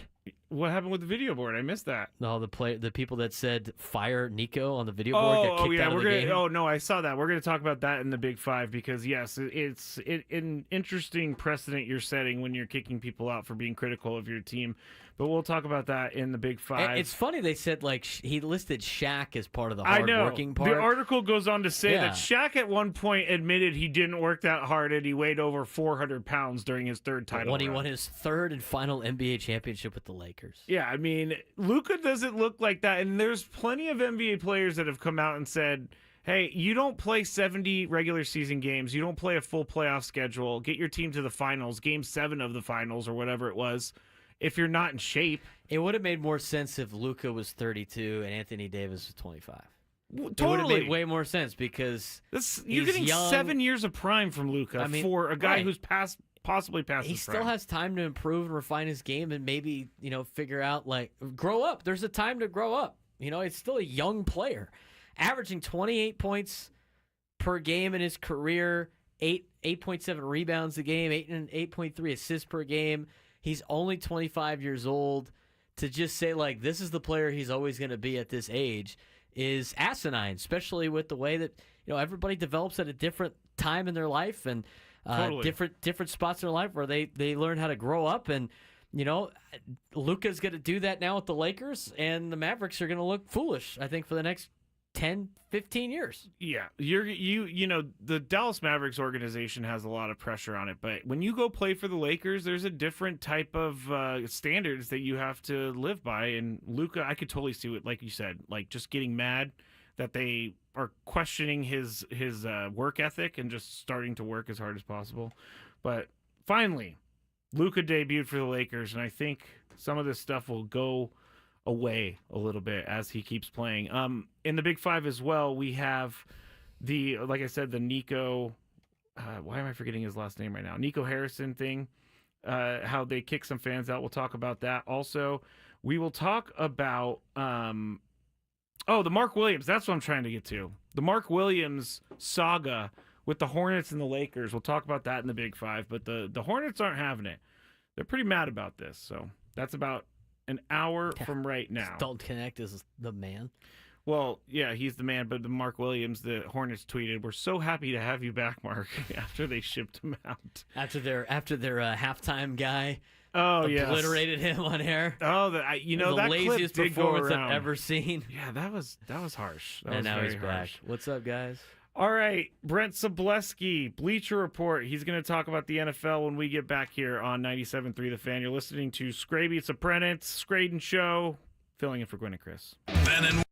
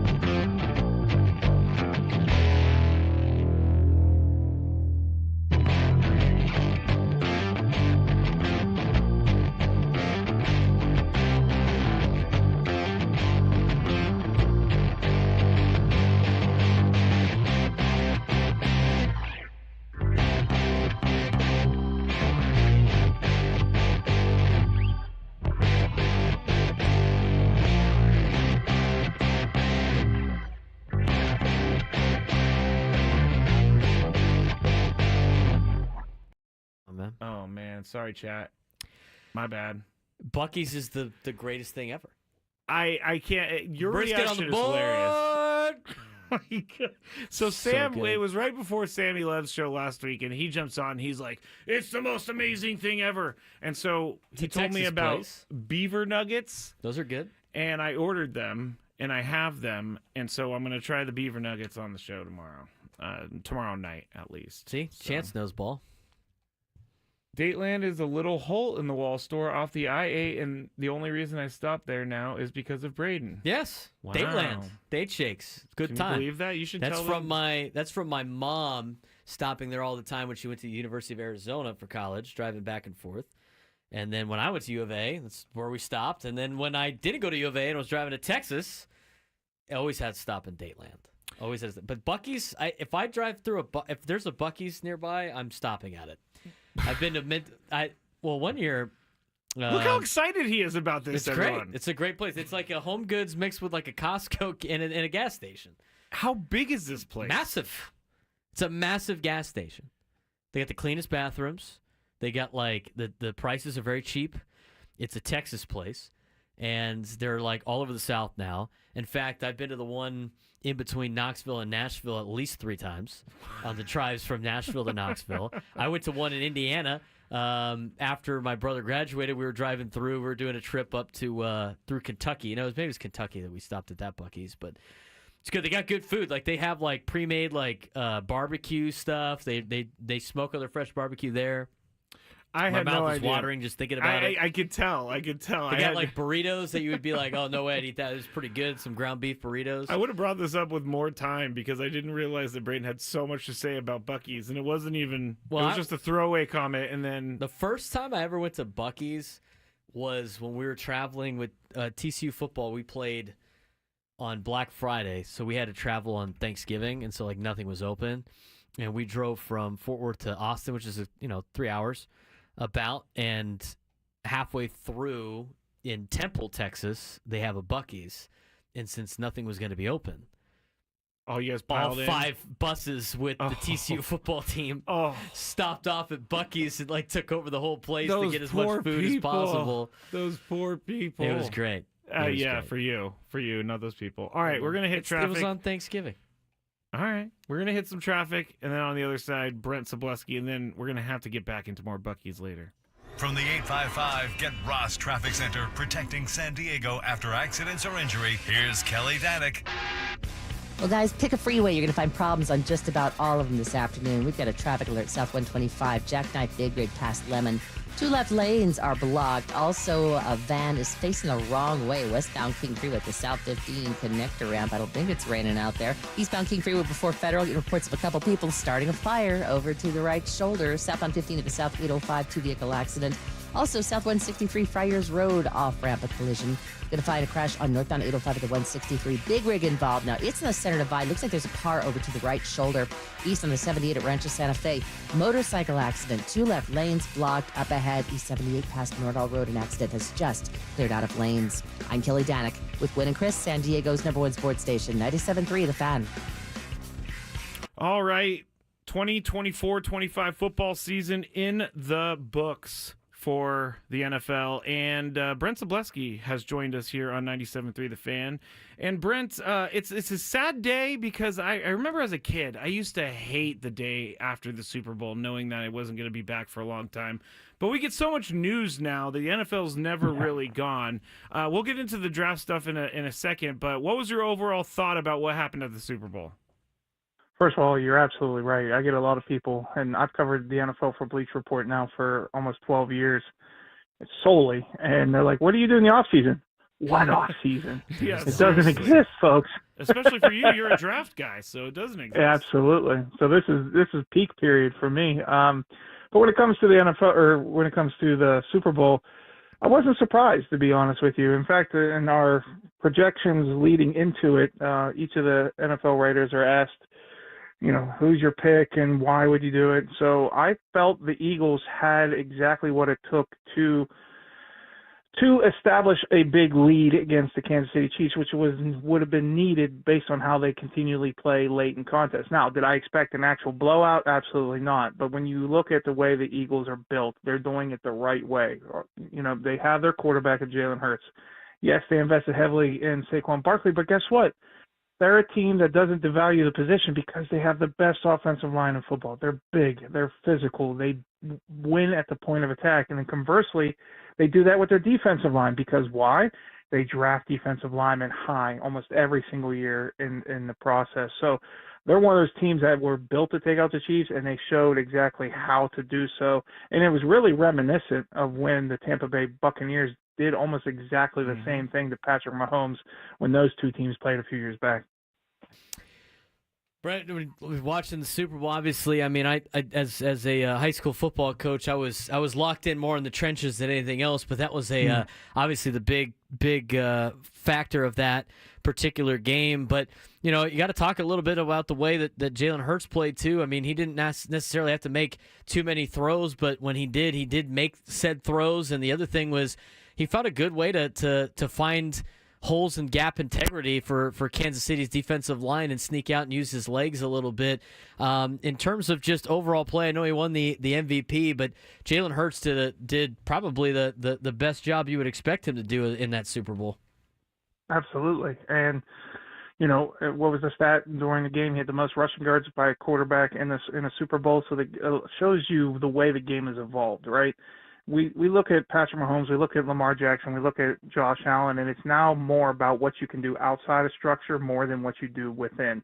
And every NFL quarterback should be able to operate at least semi-efficiently within the structure of a scheme. Now, what's what you do beyond that? And what I found fascinating about Jalen Hurts is he didn't have to do much as a thrower in that game. Yes, he made some deep downfield throws, but those were well schemed to get their receivers in a position to win, and they did. And he delivered the ball as he should have. I mean, you could even argue that Devontae Smith touchdown, for example, was slightly underthrown. But that's nitpicking, right? That's nitpicking on what when you evaluate and when you look at the position overall. I think he did exactly what you wanted him to do. I won't go as far as saying a game manager, but to me, that's not a negative, right? Right. You're supposed to complete the passes that are designed for you to complete in the offense. That's what you're supposed to do as a quarterback. And then when you add in that extra factor of mobility that Jalen Hurts provides, it just makes it so hard to defend, specifically with the way the Kansas City Chiefs are really selling out to stop the run. Yes, Saquon still had, almost 30 carries, but he was held down throughout that entire game and only had like one run over 10 yards. So they really geared up and pinned their ears back to stop the run and allowed Jalen Hurts to do what he did, giving them opportunities, and he took advantage of them.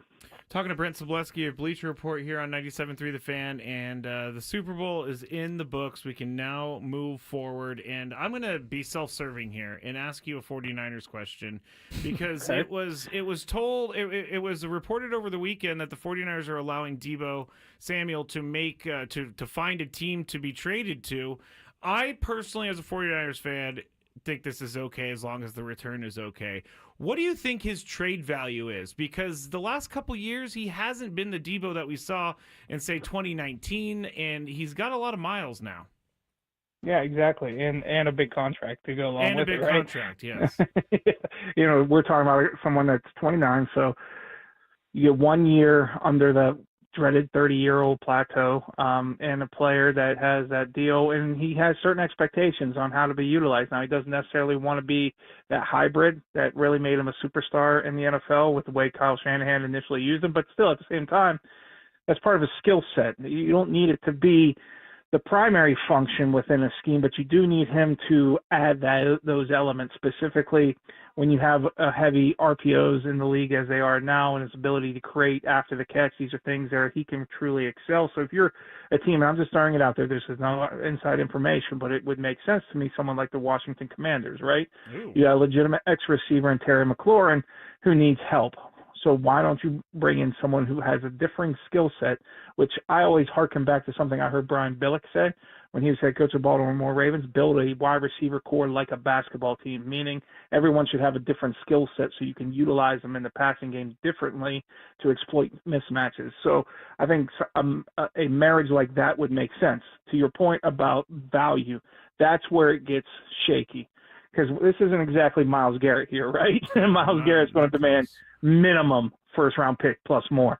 Deebo, I would expect you're looking more like the deals we saw that came with Amari Cooper, not this last one, or this last one with the Cleveland Browns, not when the Dallas Cowboys, that team down there mismanaged everything away, as they basically. typically do. Yeah, exactly. Gave them away. I'm not poking anyone when I say that that's on air at the moment. Not at all. No Cowboys fans in the room right now at all. That's right. But that's kind of what I expect. That's the market that I expect for Debo and the type of team that should kind of look at his way to acquire him from San Francisco. Brent, I mean, talking about some of the teams now that just missed out on the Super Bowl that, came up a little bit short that were expected to be in the running. And we're talking about, the Bills and the Ravens, obviously the Chiefs that came up short. Washington made a little bit of a run there in the NFC, Detroit Lions. What do all these teams have to do? And I know obviously a lot of them are very specific as now we get ready for the next season to start with all of the draft combines and getting ready for the NFL draft. What is the main asset that a lot of these teams need to do in order to catch up with the Philadelphia Eagles that now sit atop of the NFL totem pole? We'll figure out how much it costs to get Myles Garrett away from the Cleveland Browns. That's step number one. Because, let's be honest, gentlemen, we're talking about the best pure defensive player in the NFL that could significantly help the Buffalo Bills, the Washington Commanders, the Detroit Lions, all those teams you just mentioned. He is a difference maker. He is still in his prime. He is someone that is a legitimate NFL Defensive Player of the Year candidate and or winner every single year. So, to me, that's the number one thing that has to fall when the dominoes go this offseason. Now, keep in mind, in March 5th, he's due a $5 million roster bonus. So we'll see if he, A, defers to give them more time to strike a deal, or if Cleveland wants to even pay it at all and try to move him before that point. Now, it's difficult because of their dead cap space and what the contract he's currently under at the moment, but I think that's the biggest thing that we have to determine with who's going to really shift the balance of power in the NFL as it currently stands.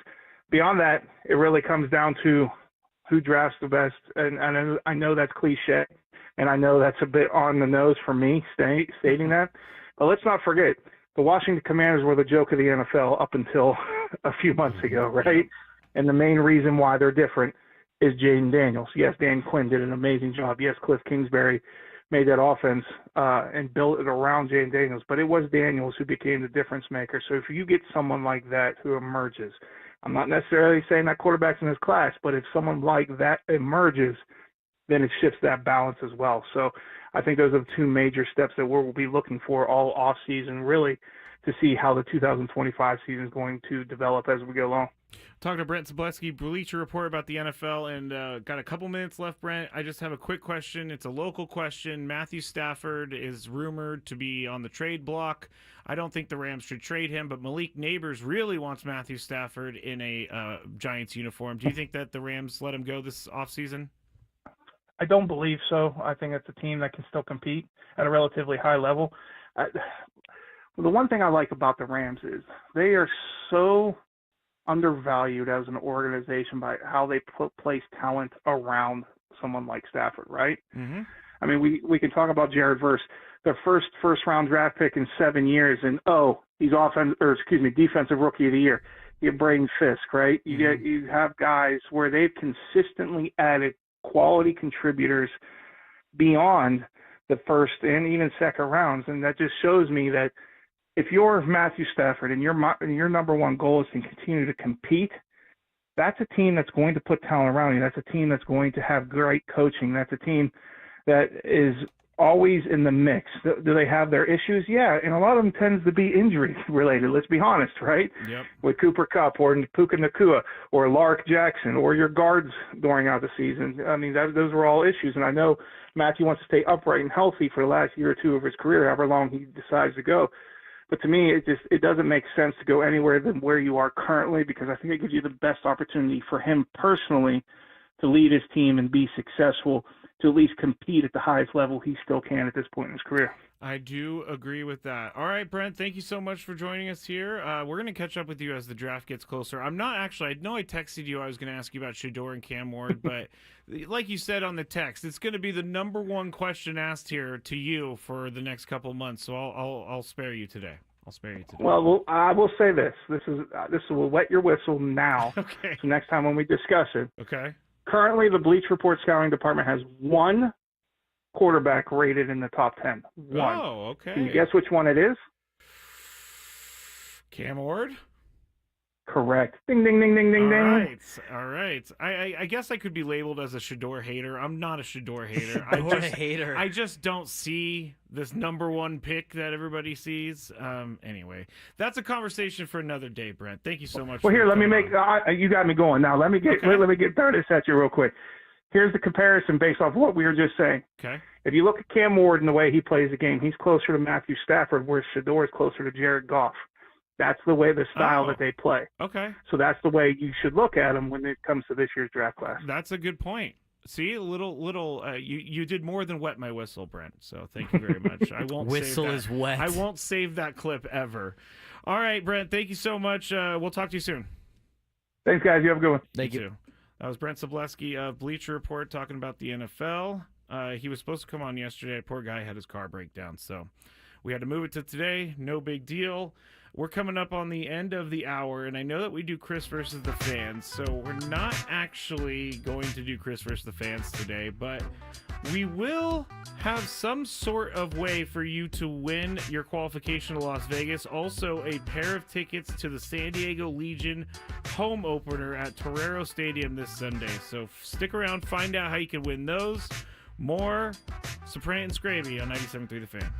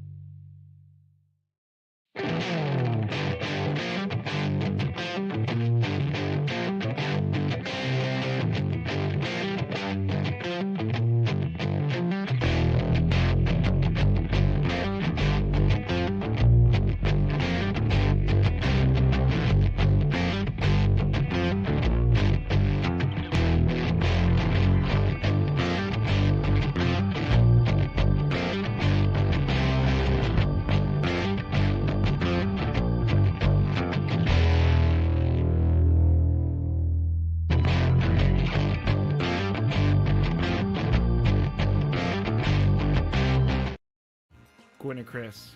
Matt Skraby, Braden Suprenant, filling in for Tony and Chris. Chris will be back tomorrow. Tony is out the rest of the week on vacation, getting ready for Padres spring training to start. Starts tomorrow. Pitchers and catchers report tomorrow. Then next week, all the other players report. And then games start next Friday. They will be playing. Oh, there's no spring training on that schedule. Nope, I didn't print out the spring training schedule. I can look it up for you. I think they're playing probably the Mariners, I would assume. Yeah, they usually play the Mariners the first time. Yes, they do. It doesn't really matter, to be honest. First game's Friday, February 21st, 12:10 start. Against? Seattle. There you go. 12:10 start. I wonder if we have that on the air. I don't know. We haven't announced our times yet. Okay.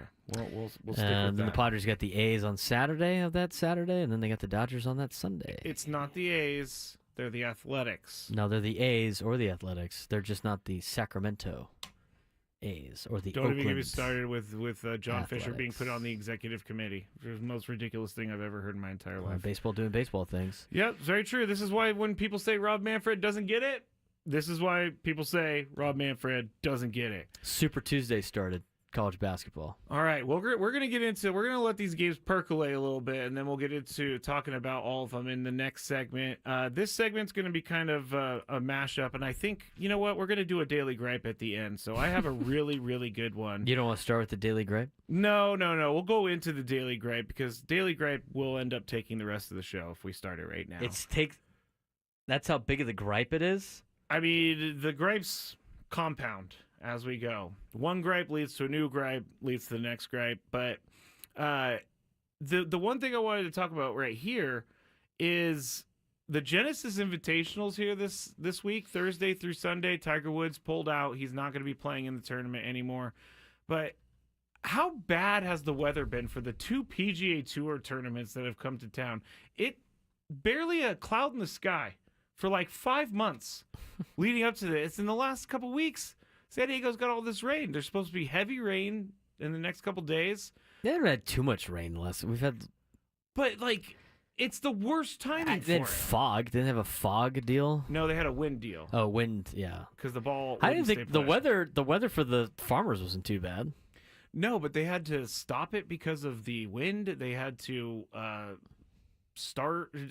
I don't know if they had to start late. Anyway, I wish the weather was a million times better. Would cooperate. It is. Than it was. February. Are you going to go out there? No, I got USD TCU baseball this weekend. Otherwise, I'd go. And this is on Saturday? Friday, Saturday, Sunday, Monday. Oh, wow. It is President's Day weekend. Do we have Monday off? Yes. Okay, I don't remember we us do have ever Monday having off. Monday off, but We've I guess we always do. had that Monday off. Really? Mm-hmm. Okay.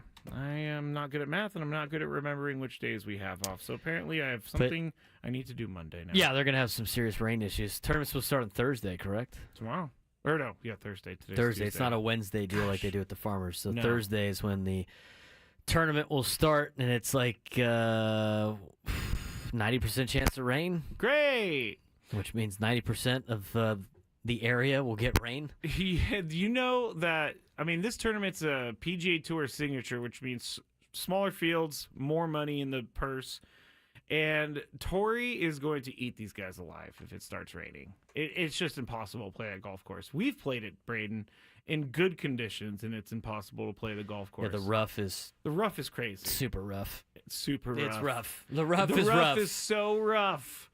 The one time we played, I got a bag of 50 used Amazon golf balls. That's a good call. Because if it got in the rough, it's over. I'm not getting that ball. Have you ever golfed with Chris before? I can't say I have.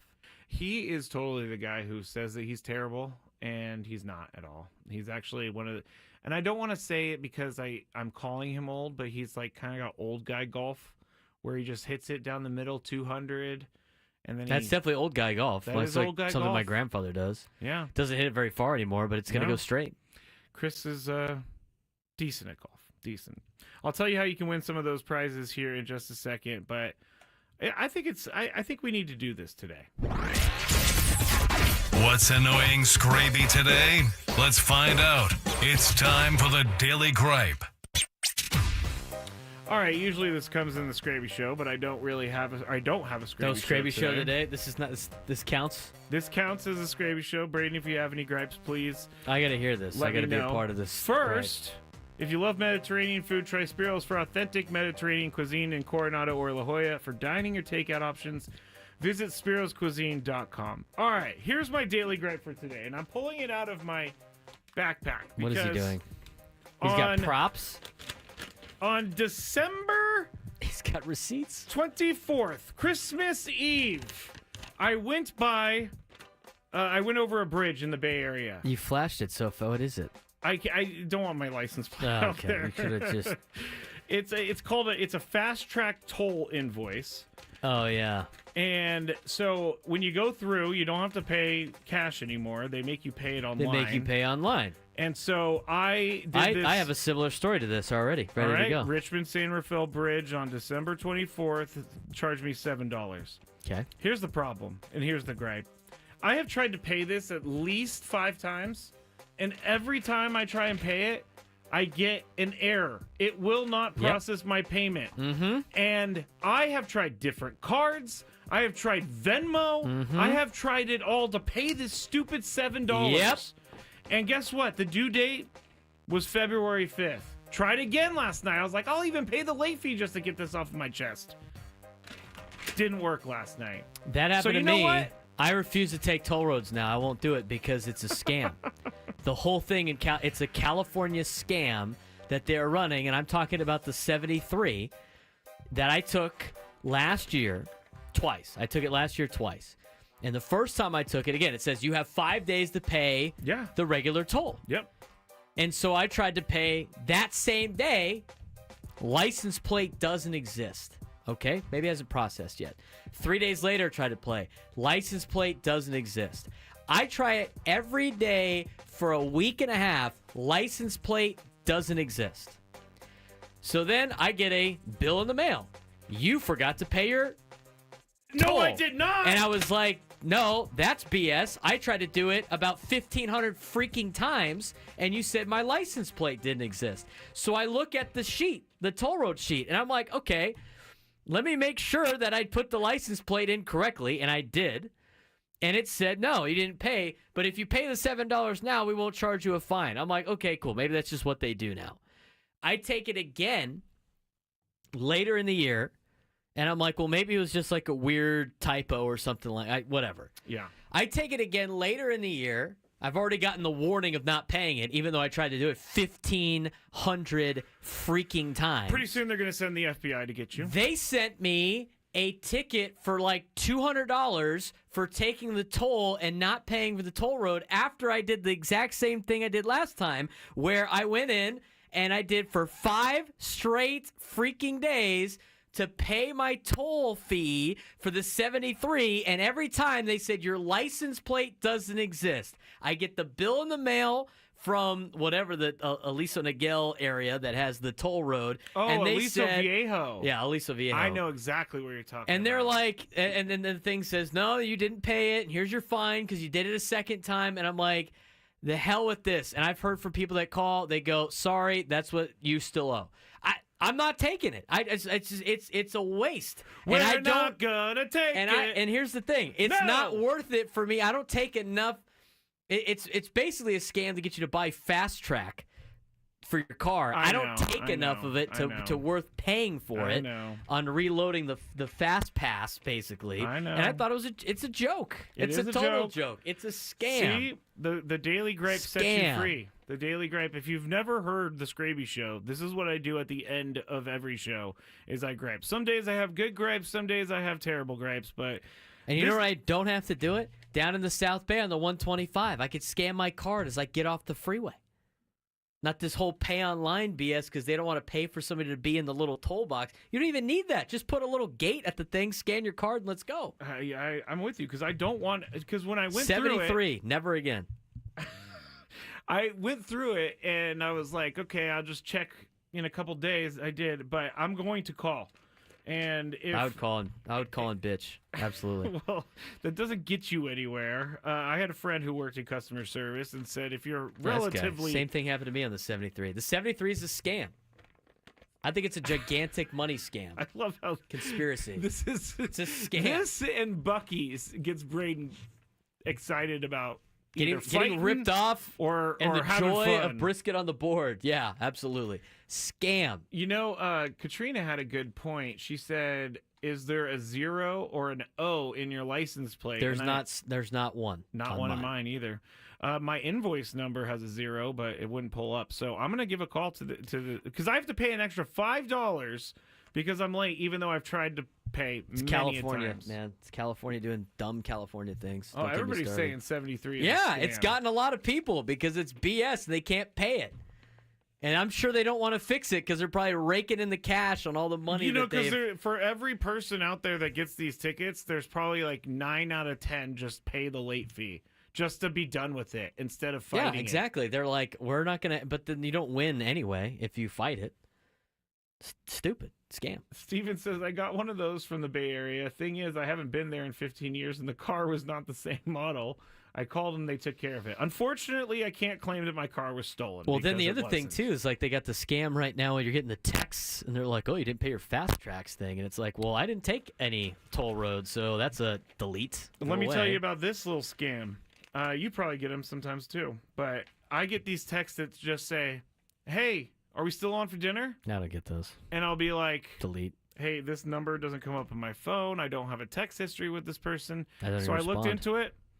If you do respond, someone is going to text you back and they're going to try and somehow work their way into a scam. They're going to be like, I didn't get the "Oh, time I of day. can't believe I texted the wrong person. Hey, you seem pretty cool. Can Instant we still delete. go out? Instant delete. Instant delete. Yeah, I agree with you. So that was a nice daily gripe for today. We'll have another one tomorrow night. I'm glad in I'm not the Skraby only Show. one that has been the victim of the 73. Cole, No wonder there's nobody Cole on there. speaking my language. That's how our politicians make their cake. Hey, Kathy, I'm sorry if I said your name wrong. Just set up a Fast Track account linked to a credit card. You don't need to have a transponder. Ooh, that's a good idea. I don't take it enough to like take the time to do all that stuff. I don't. It's just like a couple times. I do drive to the Bay Area and go through those bridges. Anyway, all right. That is it. And I guess right now, be the first caller to 833-288-0973 and tell me how much I owed for the bridge toll. If you're the first caller that knows how much I owed, you will be able to qualify to go see Motley Crue at Dolby Live at Park MGM March 28th through April 19th. You'll be qualified for a chance to win the trip. You also get 2 tickets to the show, plus a hotel stay at Park MGM. You can go online, get tickets for this, Ticketmaster.com. You will also win a pair of tickets to the San Diego Legion home opener at Torero Stadium this Sunday. Get tickets now at sdlegion.com/tickets. There'll be a lot of events at USD this weekend. Yeah, I guess so. All right, when we get back, Braden is going to go ham on all of the college basketball that's happening right now. Kentucky leads Tennessee 6-5 with 15:30 left to go. Florida leaves Mississippi State 10-5 with 15:30 left to go in the first half. They just started. You could just say they just started. With 15:20 left to go in the first half. We'll jump into that when we get back on 97.3 The Fan.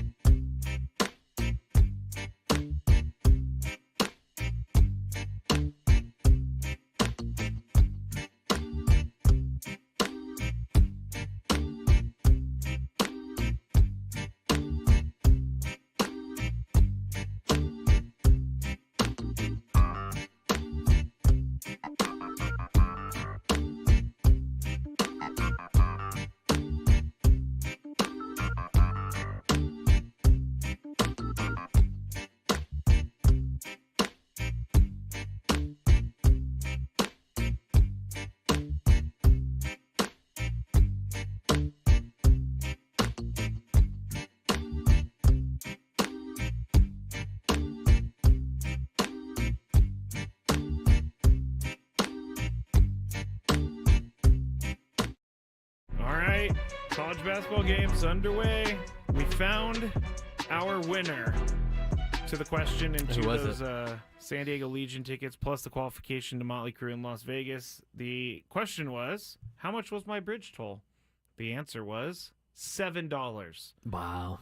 Braden would not stop in the break telling me about the scam, and I was just telling him, I know it's a scam. I'm with you. But you're having a hard time shaking this. Even your friend is not a fan. Well, of he's a UC Irvine guy, so he thinks it's the greatest Eater. freeway ever. He's an anteater. Yes, anteater. I guess this would be. I could have dropped this as a gripe, but it doesn't affect me. Okay. One of my friends. Oh, you have an additional gripe. I like this. Buddy. His name's David. Now, did you ever hear my story about the one time I went to Disneyland and one of the guys that went with us in this, it was me and my friend Kira, who works for Disney, and then my sister, and then my buddy Matt, and then he brought his friend David. Okay. We drove all the way up to Disneyland, and when we got to about like Camp Pendleton, he discovered that he left his phone in Matt's car outside my house. Disaster. I mean, you don't go back and get it at that point. Well, we said we're not going back to get it, but he needed his phone because he wanted to make his daily fantasy bets on a NFL Sunday. I'm sorry, so sir. His parents actually lived in Orange County, and he convinced his dad, who is a CHP officer, who, by the way, was just probably the guy that you don't ever want to ask to, like, can you drive me down to San Diego and back to Disneyland? What? He got it. He was able to do it anyway. He drives all the way back to my house. He gets the phone. His dad kind of torments him by stopping at some CHP office to just, the one that at Camp Pendleton before San Clemente. Yes.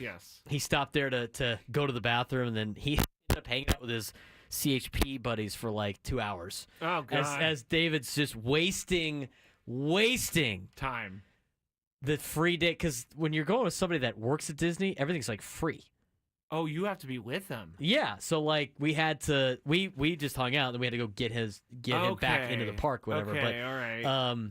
he wasted an entire free day at Disney because everything was free. Trying to drive and get your phone. I would have just left the phone. Yeah, skip Forget a Sunday. the phone. I can last a day without the phone. Skip a Sunday. What are you doing? Exactly. Why are you wasting time going back for the phone? I briefly tell that hilarious story to set up this hilarious story.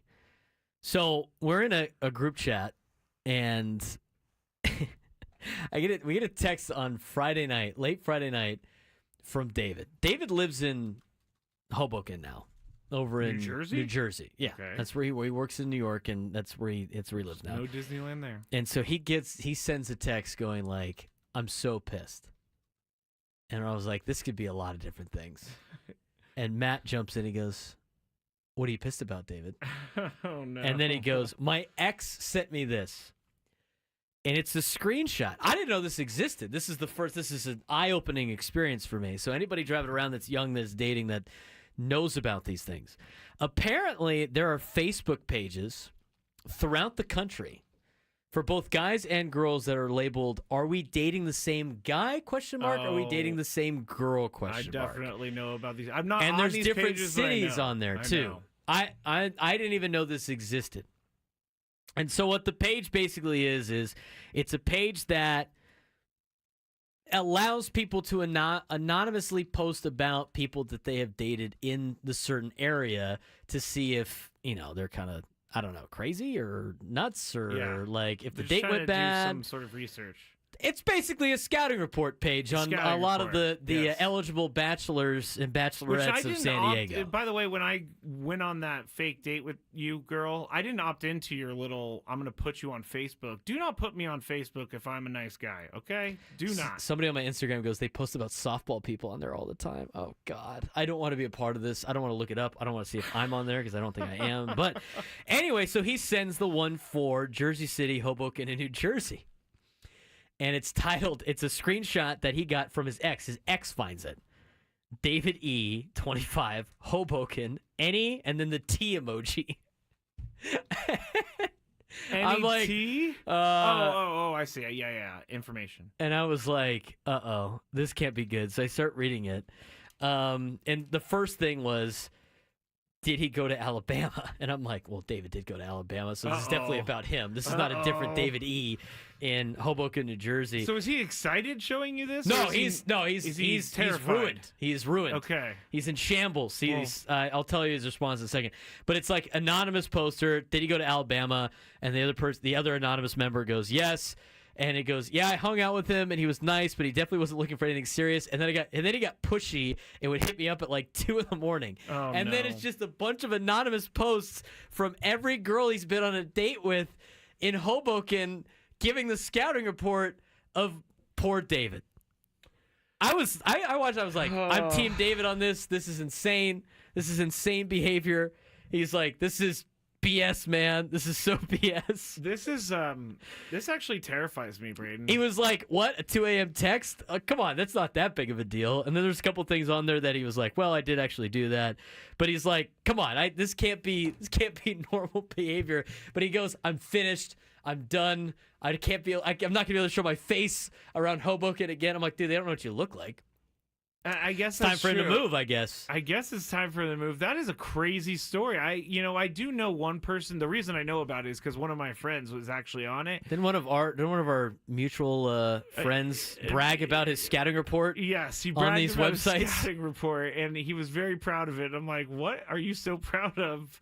I am not on this because A, I never go on any dates, and B, I'm not a jerk on a date. So hopefully I wouldn't be put on this. But I think this is wrong. I mean, there's several thoughts, actually. It's good in the fact that if the guy truly is a bad dude, I agree that you could figure that out. But just because you went on a bad date doesn't mean you need to put this guy on blast. Like if he was boring or whatever. I don't know. I've got like 3 people text me and go like, I'm on one of those pages. Not me specifically, but you they are. No, not me. I'm not on it. But they said they are on that said page. I didn't even want to look at said pages. I found the guy's version for San Diego, like where am I dating the same girl or whatever like that? Yeah. There's like 0 posts. And I'm like, good. Well, we got some sane individuals here. You know, I get the like watching out for some like crazy, some like creepy dudes out there. There's like a serial killer on the loose. Like as Katrina said in the thing, don't be, I have to use a different word. A bleep bag. A bleep, yeah, and you don't end up on the page. I mean, I think that's a valid deal, but it's still 100%.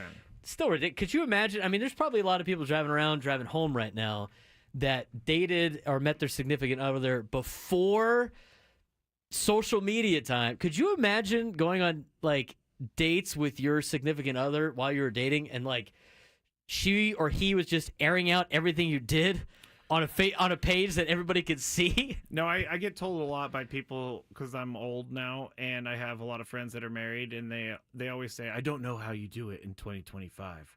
I could not date because a lot of my friends got married before Tinder and Hinge and Bumble and all of that.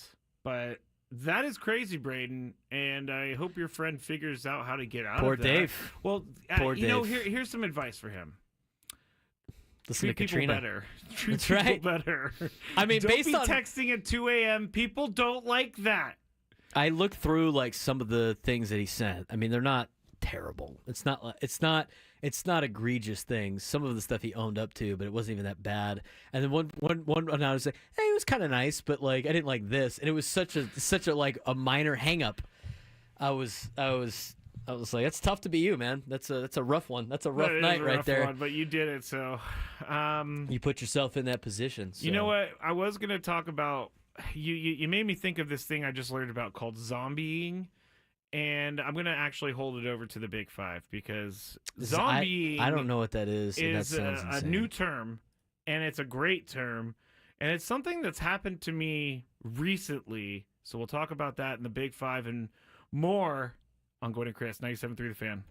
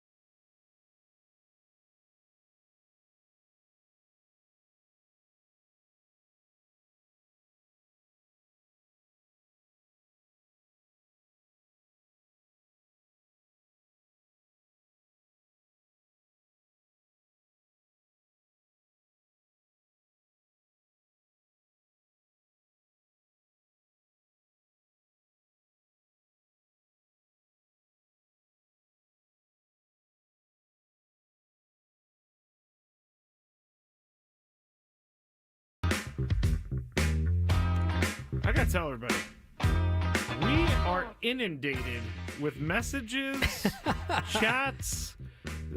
Someone called during the break. I didn't answer your phone call. I'm sorry. I was doing something else. Struck a nerve. I guess so. I would like to say to your friend David. He says he's innocent. He's responded. He's responded on my on the text. He found out we were talking about it. He's like, I'm innocent. This is unreal. But I thought he already admitted that he had done some of those things. Well, the 2 a.m. text. Well, that the guy's out. Like, guys. That happens. You know? That's not like a. Is that a crazy thing? I think the older I get, the more I realize that a 2 a.m. text is. I wouldn't do that. Is not a good move. I didn't say it was a good move. I just said it's not like a crazy. It's not like a crazy move. Come on, David. You want to get off that website? You want to find a wife? You're gonna have Hoboken? to. You didn't hear the first comment. He didn't sound like he wanted anything serious, and then he got pushy. That's kind of funny. You don't want that to be your descriptor.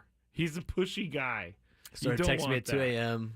Didn't want anything serious. He got pushy. You know what? Maybe he played his way onto the page. You don't want that. No, all right. Don't want to be considered thanks that to guy. everybody for all of their hilarious things that they were saying on the chat. You can watch us on YouTube if you don't know. Just search 97.3 The Fan when you go to YouTube, or you can watch on X. You Up. Nate Taylor says the 2 a.m. You Up text. I'm not going to say I've never sent a text like that before. Oh, God. But that was when I was a drinker, and that was over 10 years ago. A long time ago. So it was a very long time ago. I've learned my way into being a better human being.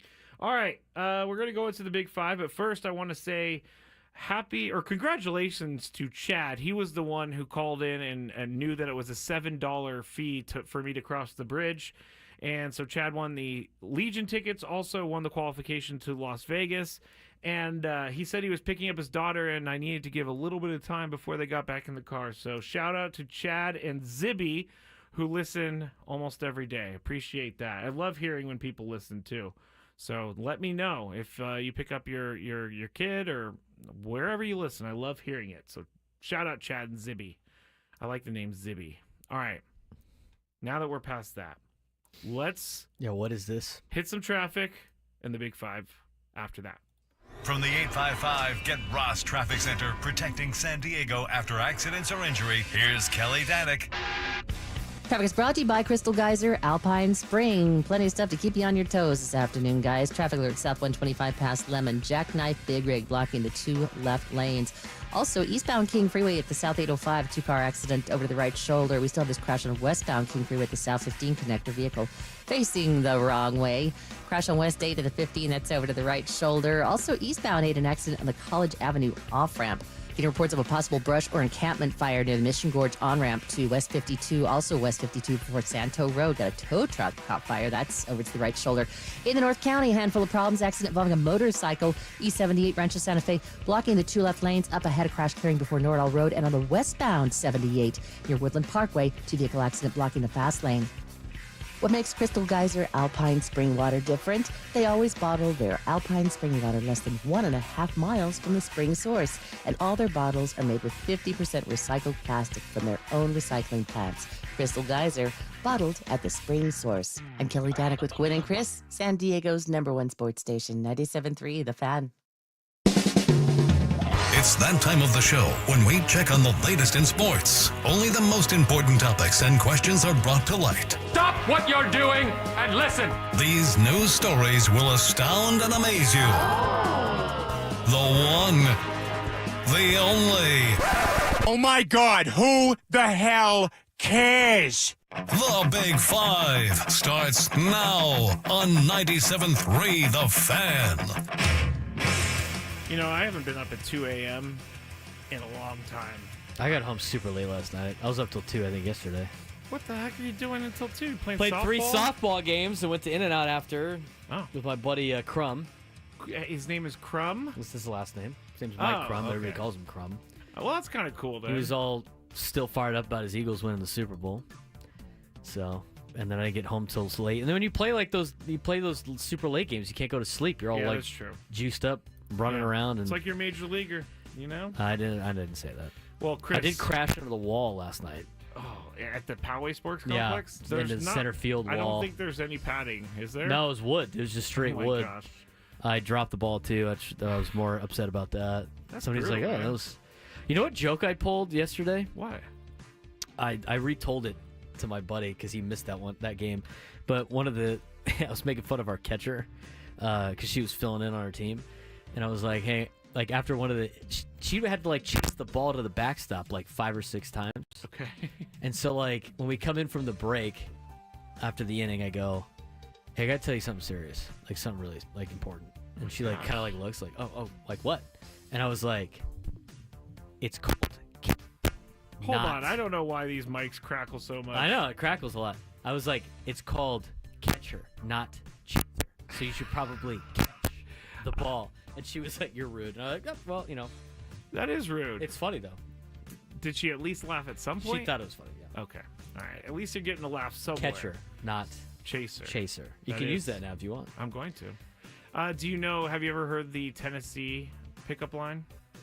You're the only 10 I see? Yeah. No, sick, That's dude. my You're pickup line. super sick, bro. That's my pickup line. Number 5. What if Adam does that at Little League practice today?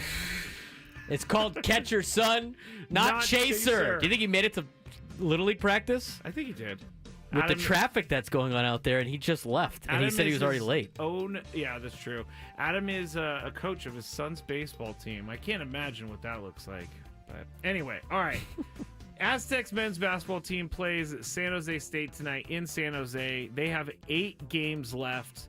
I'm going to ask myself first, how many do the Aztecs need to win to control their own destiny? For me, the answer is all 8. But 7-1 seems doable. 6-2 is probably more likely.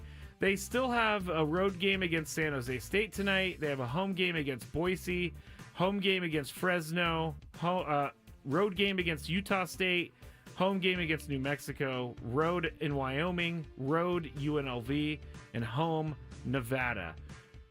Likely you have to win all of those. I will say 6-2 is good enough, but I just don't know if they're going to be able to do that. They might split. You have to win at least 6. Yeah. You have to win at least 6. If you lose to Utah State and New Mexico, it's not the end of the world. It's not a good position to be in. Then you have to win more in the conference tournament. But I would say 6-2 minimum. What's Warren Nolan got, about 7-1? Yeah, 7-1. Braden taught me about this great website called warrennolan.com, and it gives you all the different breakdowns and predictions and everything. But yes, they are projecting that the Aztecs win the next 7 of the last 8 games, and the only team they have them losing to is the Utah State. Utah State, yeah. If they do that, then I think if they make the semifinals, I think it'll be a sweaty Selection Sunday. If they make the championship, I think they're in, and then obviously if they win, they're in. So 6-2. You lose more than 2 of these next games, you're in some serious trouble. You can't lose to Fresno State. They're terrible. Oh no, you can't lose to Wyoming. They're not good very either. Good. UNLV is. They're okay, but they're not that great. New None of those Mexico's metrics are good either. Are you on Warren Nolan right now? No, I was. Because if you're on there, you can see all the their RPIs are all not good. Their RPIs and their net rankings, which is going to hurt them. So pretty important stretch here for yeah. the Aztecs. They beat Utah State on the road. It's a quad 1 win. It might give you a little breathing room. All right. Got to take care of business tonight, though. Yep. 6 wins out of the last 8 games. That's what they need. Let's move. Number 4. To the Dallas Mavericks. The Mavs were playing the Kings last night, and the Kings ended up winning 129-128 in overtime. But that's not the reason that we're talking about this, because during a fourth quarter timeout, a karaoke cam skit played on the center court video board with fans around the arena mouthing words to songs. But when the camera showed one fan behind the basket nearest to the Mavs bench, instead of mouthing the song lyrics, that fan mouthed "Fire Nico," obviously referencing Mavericks general manager Nico Harrison, who on February 1st traded Luka Doncic to the Lakers. Also, there was a sign, or there were 2 signs. One said "Fire," the other said "Nico," and they were being held up in the crowd. Here's the problem. The Mavericks decided to remove these people from the stadium. So 3 people were taken out because of their protest of Nico Harrison. Now, Braden, the question is this. Do the Mavericks have a right to kick people out for "Fire Nico" signs? It's their stadium. It's their arena. They technically could do whatever they want. I mean, I'm sure there's stipulations for being on the video board. I'm sure there's a term of agreement that gets flashed up there before the game starts really early.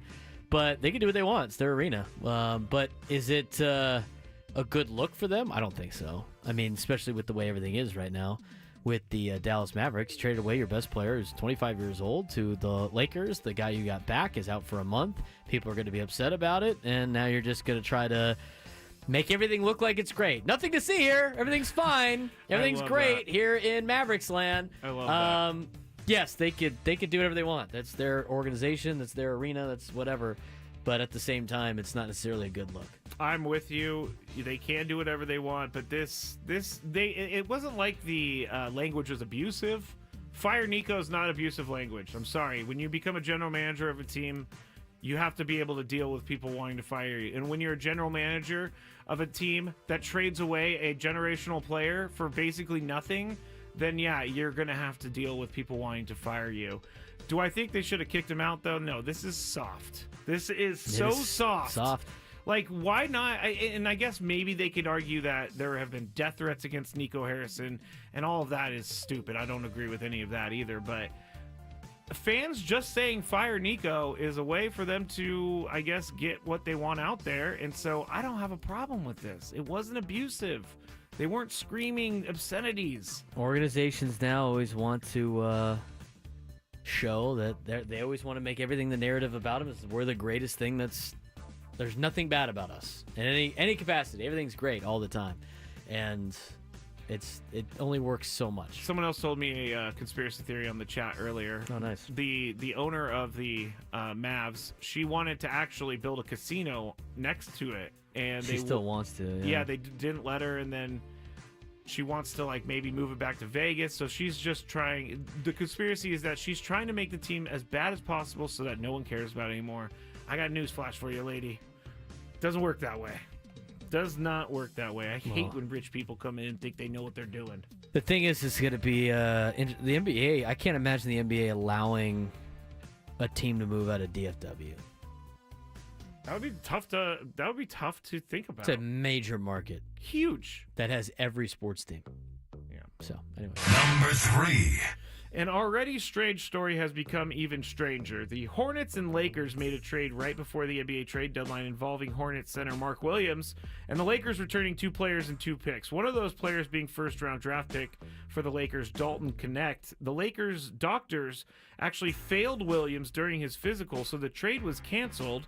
And the Hornets do not like it. The Hornets are likely to dispute this, and they are considering their options with the league office, sources said. Williams has missed 60% of the Hornets games over his 3 seasons in the league, most notably for separate back and foot injuries. I'm up first. Do the Lakers get cold feet? I think this is exactly what happened here. They had a little bit of buyer's remorse. They had a Dalton Connect. They had a little bit of oh man, we just got rid of our number 1 draft pick from this year. The only way for us to cancel this trade is to fail him for his back injuries that he's been suffering. So I think the Lakers should be punished for this. I don't know what the punishment is, maybe a draft pick, but this is shady business right here. What do you think, Braden? I don't think it is. I mean, obviously, I just think it was a failed physical, and the Lakers actually gave up more for him than they did for Luka. So I don't know. I guess we'll have to wait to see what the Hornets have to say about this. But you're the Lakers, you get Dalton Connect back, a couple draft picks back, and if you're the Hornets, you get to deal with the guy that you thought was the most lackluster effort in a first half that you've seen. I think that's that guy has. That's why they're upset. They're like, wait a minute, he's coming back? We thought we got rid of him, and then I went off on him, and now he's Lakers back. still needed a center. They don't have one. Dalton Connect's not a center. They traded away the guy that was playing center for them, and Anthony Davis, even though he's not a center either. So he's hurt, so it's not like they don't want a center on their team. Number 2. Diana Rossini of The Athletic recently reported some stipulations the Jets had for Aaron Rodgers if he wanted to come back to the team in 2025. She said, quote, "I was told that when they had conversations with Aaron Rodgers about what the future would look like, if you're going to be a part of this team, you're going to attend all of training camp. You're not going to do Pat McAfee interviews anymore." And they had a conversation with him of, if you were to stay here, here is how we would want it to be. So she goes on to say, "This to me is Aaron Glenn getting control back," end quote. Braden, was this necessary for the Jets to do? I think so. I think it gives them a reason to just get rid of him because I don't think they want him around there anymore anyway. And they put together a list of stipulations that he would never abide by anyway. And we're like, yeah, if you want to come back, you do this. He didn't want to come back anyway. So then it makes it look like they're in control or whatever. But I think it's a good move on the Jets getting rid of Aaron Rodgers. He's just, Aaron Rodgers is about Aaron Rodgers. That's what it is. So fulfill the prophecy and have him go to Minnesota, and he's Brett he's Favre. in Minnesota? No, I'm saying fulfill the prophecy. No, Send I him to know, Minnesota. but okay, that would be crazy. Packers fans' heads would explode. It'd be just like Brett Favre. Brett Favre. Fulfill the prophecy. Brett Favre almost took the Vikings to a Super Bowl, but he threw an interception at the end of the game. Where have I heard that before? Evergreen. Oh, is that said a lot? No, Brett Favre used to throw picks all the time late and cost them games. That too. Was this necessary? Like Braden said, to get control back? Yes. They didn't want anything to do with him anyway. He doesn't want to show up to training camp. He doesn't want to do what they want him to do. I have no problems with them standing up to Aaron Rodgers here. Number 1. All right, zombieing. Yeah, what is this? It goes along with ghosting. Now, ghosting is when you're talking to someone and then they just disappear. You have no idea what happened to them. Never respond to you. Even if you're like, never mind. We know what ghosting is. It's when someone who ghosted you randomly shows back up in a few months acting like they'd never have ghosted you. This happened to me about a year ago, where I was talking to someone, and then out of nowhere, they just fell off the face of the earth. Never, ever spoke to her again. 4 months later, I get a text, "Hey, how's it going? How are you doing?" I'm like, this is very strange because you ghosted me, and this is like, all of a sudden you want to talk to me? So my question, when somebody zombies you, what is your response to that? Are you just going to completely ignore them? Are you going to tell them that they're a jerk? Are you going to be friends with them again? Are you going to try to get into a relationship with them? My answer from now on, I'm going to completely ignor them. Well, you got to ghost the zombie? Yes, I'm going to ghost the zombie because you know what? I get treated bad by those people out there. And so I want to take my power back, Braden. Like Aaron Rodgers or the Jets from Aaron Rodgers. Yeah. I do what Katrina does. New number, who dis? New number, who dis? Exactly. I would ignore it. Probably. I didn't know that was a thing. I mean, how long a time are we talking here? You said months? Has this happened to you recently? Like a year ago, but a year ago. No, I was reading this morning, and they were saying like a period of 3 months where someone just stops talking to you and then shows back up one day. My answer, again, don't lose the high ground, Skraby. Ignore them. Be in control. No, because you know what? I texted this person back. Why? And guess what? I got sucked back in only to get spit back out. Why would you do that to yourself? Because I'm an idiot, Braden. Have some pride. I'm an idiot. Self-respect. Well, things... Never mind. I like Katrina's approach. New number, who dis? That's great. Don't lose the high ground. I agree. You can't lose the high ground. You got to stay in control. I don't know that I've ever had the high ground. So. That's what you missed your opportunity to get the high ground. That is true. More anything else? Anything else in your dating life? I got to get out of here before I embarrass myself some more. Recap. Zombie. 97.3 The Fan.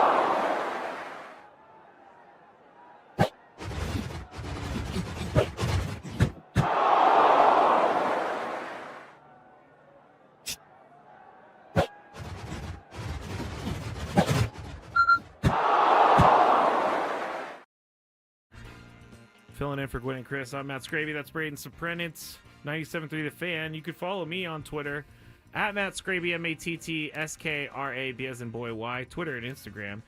You can follow Braden. Is it the same address on both, Braden? On everything. B_SURP.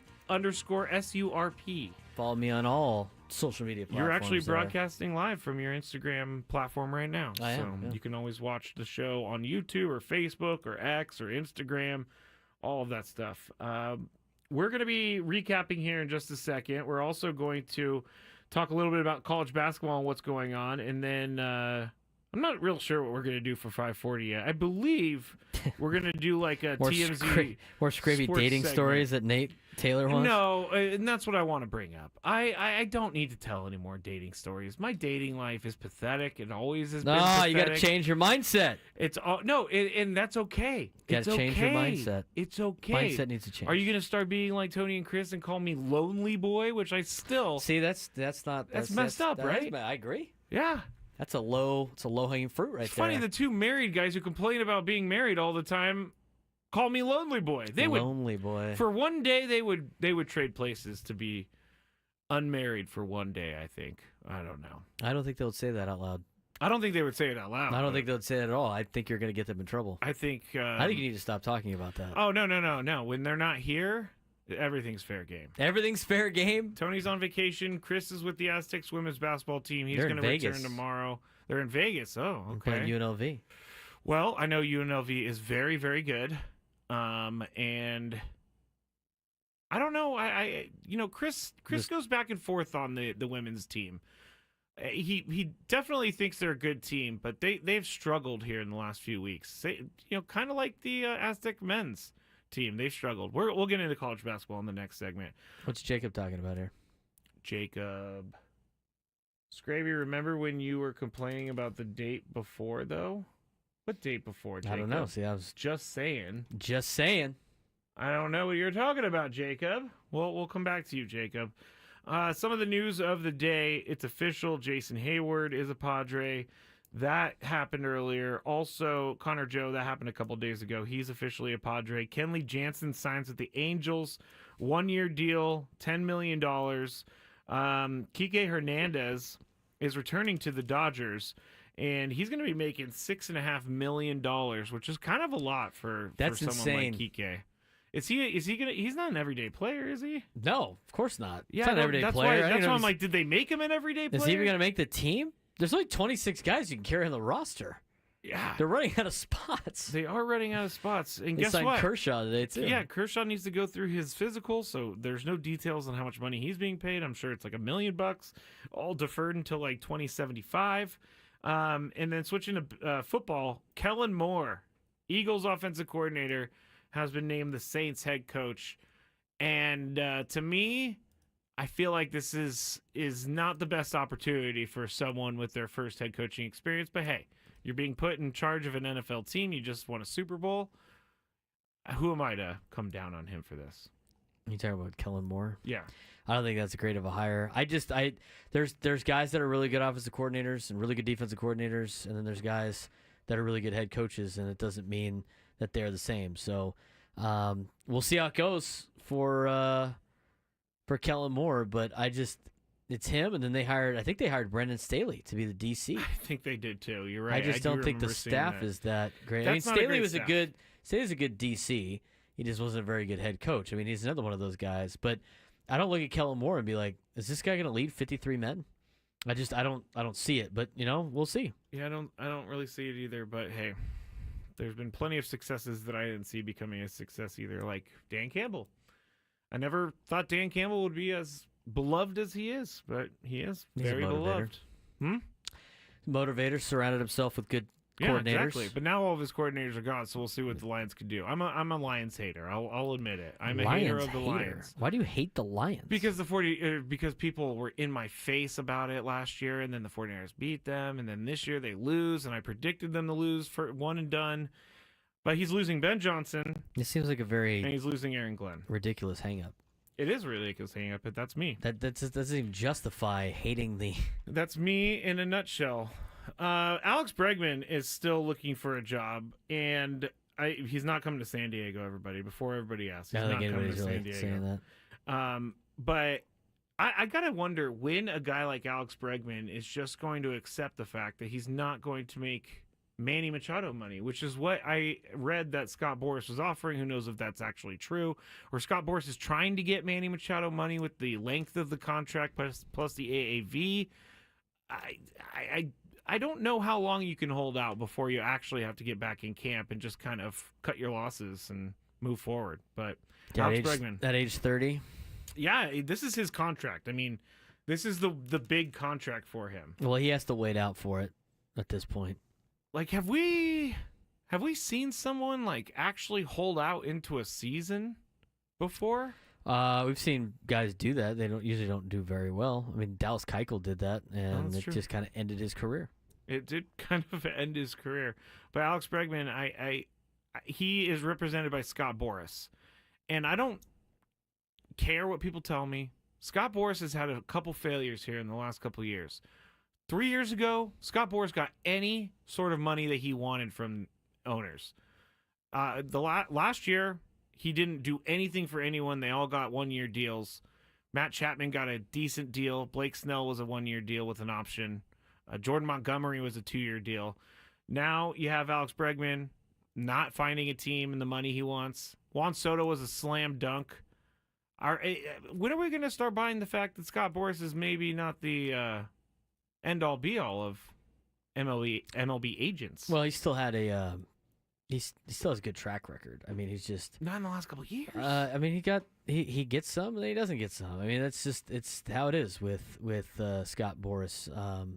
But this is what you sign up for when you want to be represented by him. Is you sign up to get the most money, and you're going to do whatever it takes to get the most money. You're not going to settle for a deal. So that's what these players sign up for when they go with Boras, and that's why they're just going to he's going to just keep waiting until he gets the number they think he's going to get. At this point, you're getting to the point of the season now where you don't have the leverage unless somebody gets injured or something like that. Sounds like the Red Sox are interested in making a deal with the Cardinals for Nolan Arenado as a contingency plan if they don't get Bregman. So, and once Arenado moves, maybe another team that needs a third baseman will jump in and overpay or pay what Bregman wants. But it's kind of the game, and you are what somebody's willing to pay you. Yeah, that is true, and that's what Tony always says. You are what someone's willing to pay you. I can understand Alex Bregman kind of accepting that maybe I'm going to have to hold out a little bit longer, but it becomes a drag. It just becomes a drag. Now he's looking for a job. Now 2 weeks into spring training, I still don't have a job. Just doesn't work. Look at Blake Snell last year. He came into spring training really, really late, and he was really bad in the first part of the year. And he hasn't been good in years where he doesn't put in a lot of work in the offseason. And the 2 years that he did, he won the Cy Young. Yeah. And you know what? I forgot that he was actually with the Dodgers earlier today. I was like, oh, yeah, where did Blake Snell go? Oh, that was one of their early signings. Right. Like one of the early signings. It's ridiculous how many people the Dodgers have. I was looking at the offseason spending because we started the show talking about Jeff Passan's free agency update, and Soto's deal was his $765 million was if you combine like 1, 2, 3, 4, 5, combine like 15 teams here on this list, they didn't spend as much as Juan Soto made this offseason. And so I went to SpotTrack and I looked to see what is happening with spending this offseason. And in 2025, the Mets have spent the most at $1.8 billion. $1.008 billion they've spent. Dodgers are in second, $378 million. Yankees at $238. The Arizona Diamondbacks, $215 million. Most of that is Corbin Burns. Giants, $197 million. If you go down to the bottom, here's something that is kind of ridiculous, Braden. The Miami Marlins have spent $0 this offseason, along with the St. Louis Cardinals. Miami Marlins coming into the offseason, the GM said, we're going to spend money. We're going to be involved. We're going to be in on everyone. On everybody. They've not spent $1, and their total salary is going to be like $58 million or something like that. I don't. This is the problem. When you have teams spending billions of dollars and you have teams spending no money, there has to be that happy medium. I mean, do people even go to Marlins games anymore? How you have to get players on that team to get people in that stadium. Well, even when they did have players on their team, there still weren't many people in that stadium. That's true. They went to the playoffs. It's a monstrosity of a stadium in general. Have you been there? No, but I heard it's interesting because it's like you walk in and everything's below street level, and so you're like, oh, you're in a hole. Yeah, you're kind of in a hole, but it's very bland. And they closed the roof on us, which was nice because it was July and it was very hot in Miami. Well, Padres only spent $4.5 million in free agency this winter. I was gonna say we could be the Brewers, Braden. $900,000. So well, they were the Brewers until they signed Connor Joe and they were Jason Hayward because the $900,000 went to Tyler Wade, although it's not a free agent deal. Yeah, it's an arbitration thing or a settlement. The White Sox, they've even spent $13 million this offseason. I mean, there has been spending this offseason, but I can't expect teams to spend $1 billion every offseason. Well, I just don't know how to fix that. Jeff Passan asked the question about will there be a big spring training trade, and I think we should see what he's got to say about that when we come back. There are some mentions of the Padres still being interested in some trades. Whether that's good or bad, we'll tell you next. From the 8-5.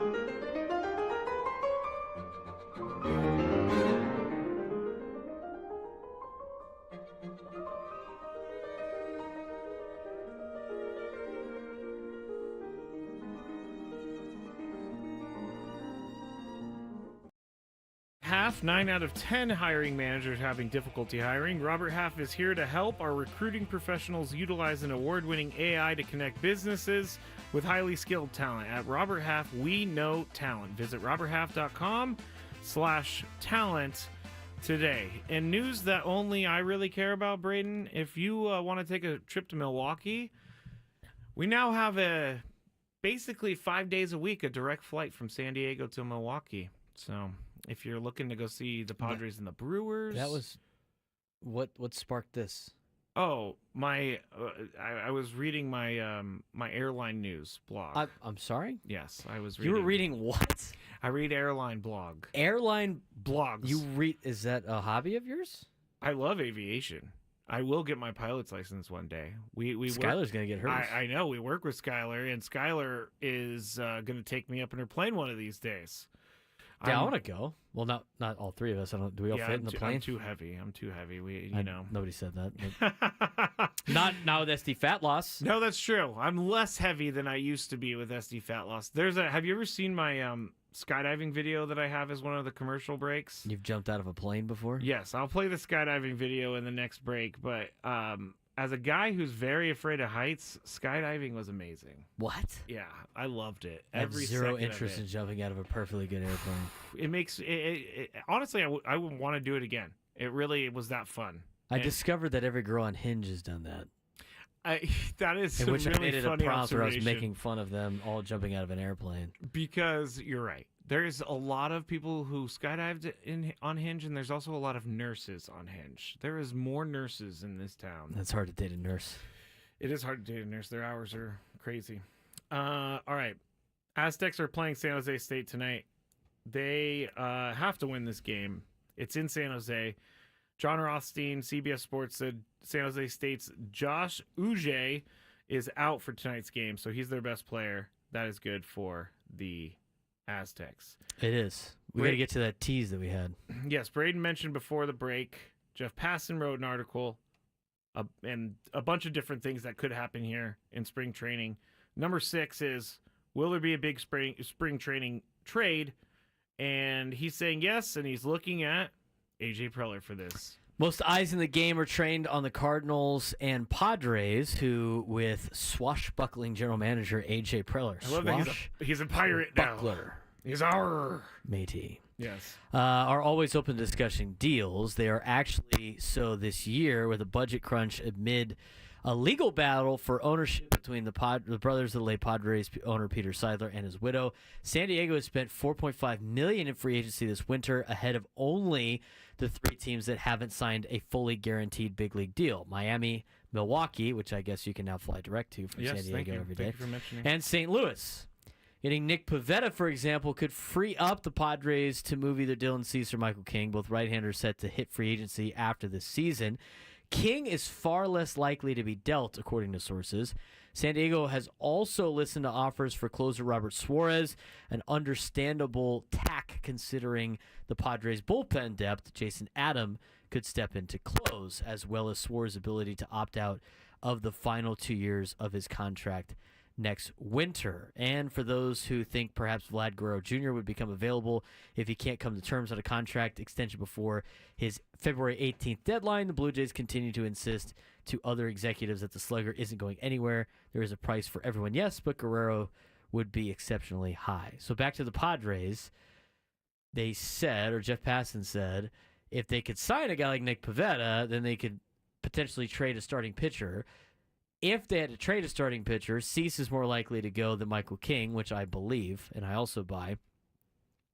San Diego's also listened to offers on closer Robert Suarez, and I've heard that they have listened to offers on a guy like Jake Cronenworth, but that's not in this particular article. If you look at it, and the way everything stands right now, do you think the Padres actually make a move before the end of spring training? Answer is yes, but... Like a sell move? No, not a sell move. Like, they're going to make... I think they're going to make small moves. I don't think they're going to find anything to... I don't think they're going to find a big trade that works for him, because I was reading about the Orioles and how Dylan Cease, they've been calling about him, and AJ Preller remains that his price is very high, so it's kind of one of those, okay, well, if you pay it, we'll do it, but you're probably not going to pay it type of deals. So I don't think that they're going to find the value that they want. I think the more I think about it, Robert Suarez is in my sights. I'm sorry, Robert Suarez, but I with the option after this year, you have to. I think he, and this word is harsh, I guess, but expendable, because you have Jason Adam, and you can get something for him. I mean, if he opts out after this year, you're literally losing him. Like, you don't get anything for him. Same with Dylan Cease. Same with Michael King. I totally agree. And I said that at the beginning of the offseason. I thought for sure if the Padres are going to trade somebody, or if they need to trade somebody, I'd trade Robert Suarez. I didn't like the way he pitched down the stretch. I didn't even want to see him in the playoffs at all. When they even threw him out in there in the playoffs, just because of how poor his second half of the season was. So for me, I would totally trade Robert Suarez, and you either get some prospects back that are close to competing at the major league level, or you get some prospects back that might be a little bit better but way further away, and you might be able to swing those guys for a starting pitcher. I think it's less likely that you're able to get starting pitching out of a deal for Robert Suarez, but I thought it'd be a lot easier for them to get a bat or two for a closer. But to me, that would be the one move that I think the Padres should and could make in order to keep the starting rotation solid, to keep your team in a highly competitive spot, saving some money and trying to restock on utilizing your resources in the areas that you need.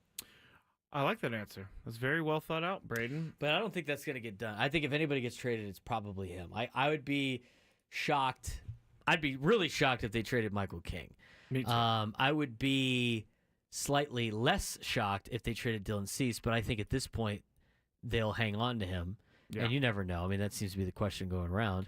But I do think if somebody is expendable, as you mentioned, it's probably Robert Suarez. First, I would like to address the crackling mics. I am going to figure this out because it's driving me absolutely insane. Yeah, it's nothing that we're doing. It just is crackling for some reason, and I'm sorry, everybody. Number 2, AJ Preller said at FanFest that he wanted to add, 1 or 2 more bats, and he wanted to add 1 or 2 more arms. With the Connor Joe and Jason Hayward, would you consider that 1 or 2 more bats, or is he talking about someone else? I think it's 1 or 2 more bats. Do you think those guys are the 1 or 2 more bats that he may have been referencing? Who are you going to go get that's cost effective? It's so in hard. What position are they going to play? We've talked about it for months now, and there's no answer for this. It's the continuing no answer question. Those are your bats. I'm now not the pitching. I don't know about the pitching, but they don't. They are getting what they can get for the prices that they can get it.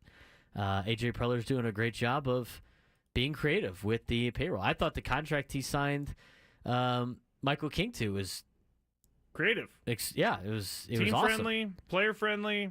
Everything worked out. It was for exceptional for sure. So that's where you're going to see him at his best. And so now I think it's gonna come down to trades. If they get another arm, it's going to be potentially a trade. But I could see the Padres potentially trading Robert Suarez, and hopefully there's some teams that think they need a closer. But I don't think any of those moves are going to happen until we start seeing some spring training games. The other thing that opens up the market is injuries. When guys go down, right? And all of a sudden you got a last minute dash, try to acquire somebody to help your roster out. So remember Adam Engel? Adam Engel, $1 million deal. Another guy that didn't work on a $1 million deal. He played one game. Yep. I think he literally played one game. Yep. All right. We need to go to break.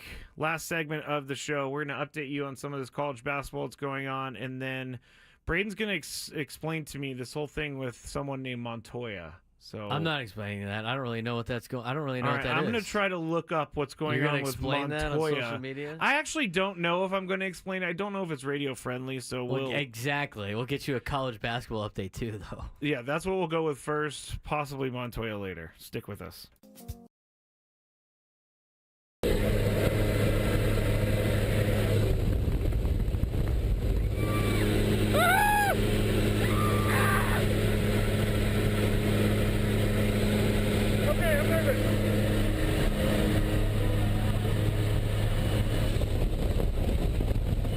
Stay low. Hands on the heart. Stay low.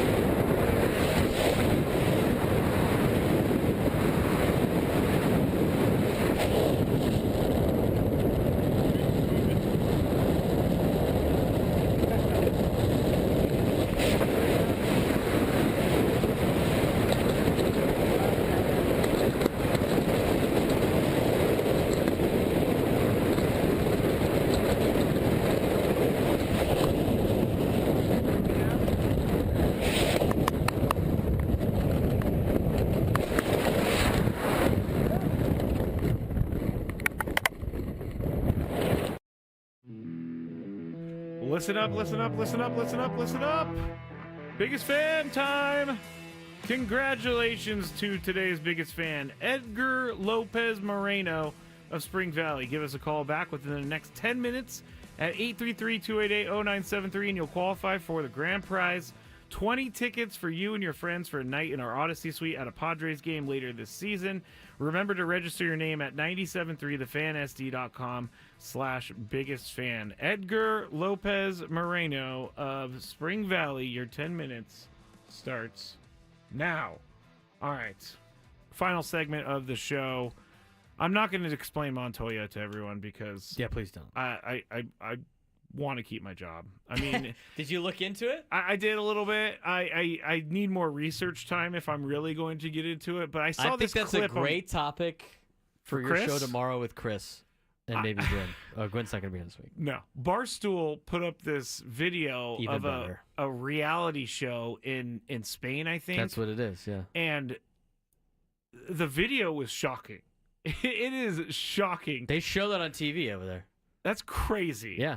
It's shocking because you see something that you don't want to see. Just Google Montoya. That's all I gotta say. Montoya, he's trending on social media, not for the right reasons. Not for the right reasons. The poor guy. Screaming.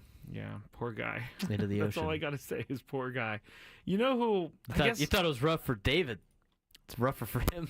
David's gonna end up like Montoya if he no. keeps treating people like that. Jeez, Oh, David. no. I don't even know David, but I'll take shots at him on the radio. You can take shots at David. Okay, good. Because if you missed the earlier conversation, David was found to be on a Facebook page called "Am I Dating the Same Guy?"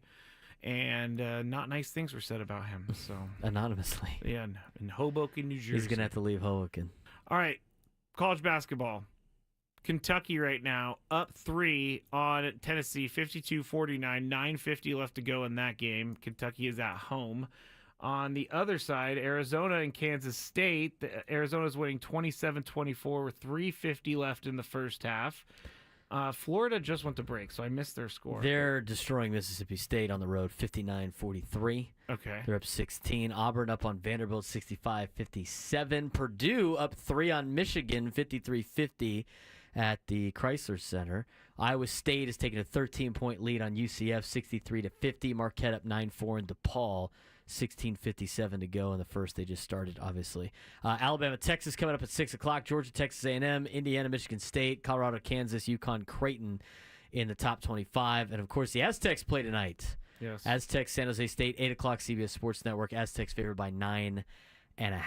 8 o'clock means 8:30 because those games always get pushed back. Yeah, what's the game in front of them that will go to overtime for no apparent reason? I don't know. I don't have the remote, but it will go to overtime for no apparent reason, and then it will take forever to sort out some out-of-bounds ball, and then the Aztecs are just sitting there. We'll have Ben Higgins tweet about it. Oh, there we go. Ben took a great shot yesterday at the Dodgers on Twitter. So Friedman, that's his name, right? Andrew Friedman? That is correct. He's the Dodgers GM, basically. And he, there's this video out on Dodgers territory, which is I guess Alana Rizzo's in this, so it's I guess a somewhat of a legitimate podcast. But they had Andrew Friedman on there, somewhat legitimate podcast. He is bragging about how Shohei Ohtani, because he's a dual-way player or dual-threat player, he does not count against their pitchers. So you can only have, 13 pitchers? Yeah. You can only have 13 pitchers. He does not count as one of those pitchers. And so they get another pitcher on the team. Lamont Butler leaving the game right now in Kentucky. He's been battling injuries the whole time. He really Kentucky's has. only up 2 right now. Anyway, back to this. So he was very excited, Andrew Friedman. Here's just a few seconds of what he said about this whole thing. Mm-hmm. The two-way designation allows us to not count Shohei as a pitcher, which in turn allows us to have flexibility with our starting rotation and still maintain an 8-man bullpen. And that was part of our pitch to Roki, and something that we believed very strongly was no team was better equipped to bring him along in the major leagues than we were. Okay, I can't hear the rest of that because I just don't care enough. But the first part of that was part of their pitch. And so Ben quote tweeted this, and here's his response, which I thought was amazing. He said, "Put another way, MLB adjusted the rules to give preferential treatment to the team that already has a massive financial advantage over the rest of the league, which they then used to land Roki Sasaki." Sweet. That's what Ben said. I thought that was a good... They did change the rule when he was in Anaheim, though, so it's not like totally that, but it is very close to that. And I mean, they are the beloved organization of Major League Baseball, and they're going to have the rules work out for them because they are, and according to Major League Baseball, they like a league where there's about 5 or 6 teams that are the best teams, and they travel around to other cities just to showcase those particular teams, not the teams that the other cities have. They basically treat everything like the Harlem Globetrotters on their traveling circus that they have, and that's how it's built, and that's how it's always been. And that's why they don't have the same. That's why it's different than the National Football League, where anybody from any market can win any year, because that's the way that they set up their league with TV and everything like that. But Major League Baseball, they like having a 6-team league, and then everybody else is just a host site for those teams to play. Host. That's what they are. I like that. I've never heard it put that way. I can't argue with you on that. I really can't. It's just kind of crazy how things work out in the favor for the teams that have the most money. And it's like the Eric Andre show meme where he's like, "Oh, why doesn't anybody watch? Why do people not? Why is baseball numbers going down?" Well, because there's 1 or 2 teams that can actually compete. Exactly. I mean, my friend from Cincinnati, when the Dodgers got Roki Sasaki, he was just like, "What is the point of me watching my team? I know my team has no chance now." And yeah, Roki Sasaki might fail in his rookie year or whatever, but still, there's going both sides forward, to that. they are stacked. Yeah. And he's like, "What is the point? My team's not going to beat their team in a 7-game series." You say that now until you got to play the games. Otherwise, just give them the trophy and don't even waste your time playing any games. But you still got to play the games. Injuries happen, everything like that. But yeah, I mean, it's hard to get excited if you're a fan of any other team besides them right now for the season, right? I mean, that's just the deal that Major League Baseball signed up for. So. Teams loaded up there, but they still got to play the games, and we'll see what the Padres got this year against those guys. We will. All right, traffic, and then I'm going to tell you about something that happened with Patrick Mahomes' father and John Rocker in New Orleans. Our TMZ report. Yes, we're going to go into a TMZ report. From the Get Ross Traffic Center, protecting San Diego after accidents or injury. Here's Kelly Danick. Well, good news, guys. Only about 3 or 4 things to mention this time around. Yeah, definitely some improvements out here, but watch out for a roll of carpeting reported in middle lanes north on side of the 805 before Orange Avenue. Just up ahead past Telegraph Canyon Road, there's a collision over to the right shoulder. Southbound side of the 805 has cleared an accident near Palm Avenue. In the North County, deal with a collision on West 78 just before the 5. It's got the 2 left lanes blocked. Eastbound side of the 78 cleared a motorcycle accident near Rancho Santa Fe. Up ahead near Nordal Road, we still have this crash blocking the fast lane. I'm Kelly Danick with Gwynn and Chris, San Diego's #1 sports station, 97.3 The Fan. All right, impromptu 30-mile zone right here, but I wanted to tell you about this because it is kind of crazy, but Patrick Mahomes Sr., you can go to TMZ Sports, it's right on the first page, but Patrick Mahomes Sr. got into a shouting match with fellow ex-MLB pitcher John Rocker right in the middle of Bourbon Street, and things got so bad the two needed to be held back from each other. Number one, oh my God, why is Patrick Mahomes' dad doing stuff like this? He doesn't have the greatest decision-making skills to begin with. He's had many DUIs. It's not a good look. But John Rocker, anything that he does is not a good look either. But they're fighting on Bourbon Street. There's a video if you go to TMZ Sports about this. Wow. I don't even know what to say about that. That's kind of insane, but not surprised with the clientele. I'm not surprised with the clientele. That's a good way of putting it, honestly.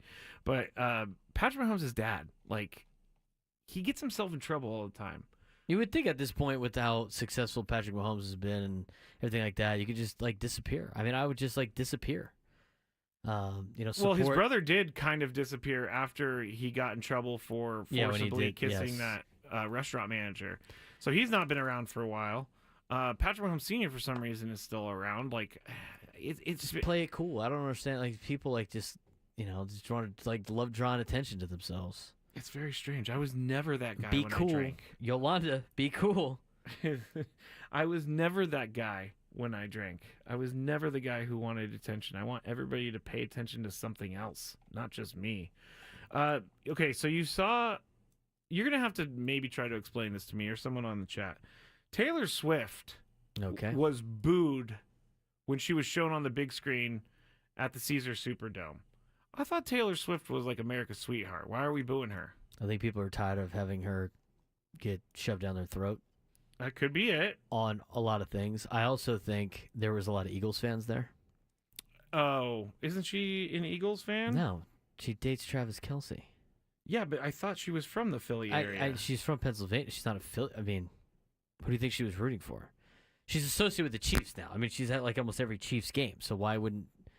I guess. Why would Philly cheer for her? They booed Santa Claus. They're going to cheer for Taylor Swift? I just assumed that everybody cheers for Taylor Swift. I didn't know that I don't think that's the case. I didn't know she overwhelmingly would cause so much booing as it caused. A lot of Eagles fans there. I can see why that was the thing. So our president did tweet out or Truth Social out. He said the only one that had a tougher night than the Chiefs was Taylor Swift. She got booed out of the stadium. I don't know if it was that loud, but it was pretty loud. But yeah, I mean, this I just think people are tired of the same shtick all the time. Just could be getting shoved down their throat. Have you ever watched the show Last Chance You, Braden, on Netflix? Yeah, I have. Okay. Sometimes. So some of these guys are going to be suing Netflix for millions of dollars following claims that they kind of got screwed over by Netflix. Multiple players. Which season? 2015 and 2016. So Ronald Ollie was on it. Oh yeah, he was great. John Franklin III. Yeah, that was the one in Mississippi, right? So it was like the second or third season. I love this show. This show was awesome. You quickly realized why those kids were at those schools. Yeah. They didn't have much direction in life, No. and they didn't have much guidance in life either. But these guys are really good at football. It's kind of it's the East Mississippi Community College where players, kids go to maybe turn things around. They get kicked off a team or something like that. They can turn things around. Ronald Ollie and John Franklin III filed the lawsuit in L.A. this week. And they are just trying to get some money, and Netflix and the Junior College Association apparently took all the profits after it all aired. Now, at the time, this was not NIL days.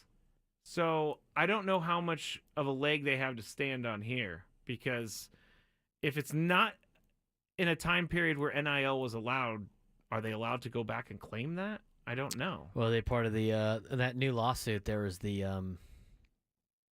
the payback payments and stuff like that, but the fact that they were what are they doing again? They're suing because so let me read it exactly. According to the lawsuit obtained by TMZ Sports, Netflix and a host of other defendants, including the National Junior College Athletic Association and EMCC, netted big profits after it all aired. So they were paid, but so the stars of the show the junior didn't get college anything. league that runs the junior college affiliation that runs the junior college sports, whatever like that, and the school made a bunch of money off the Netflix thing, Correct. and those kids were unable to do so. Therefore, they deserve that they're owed something.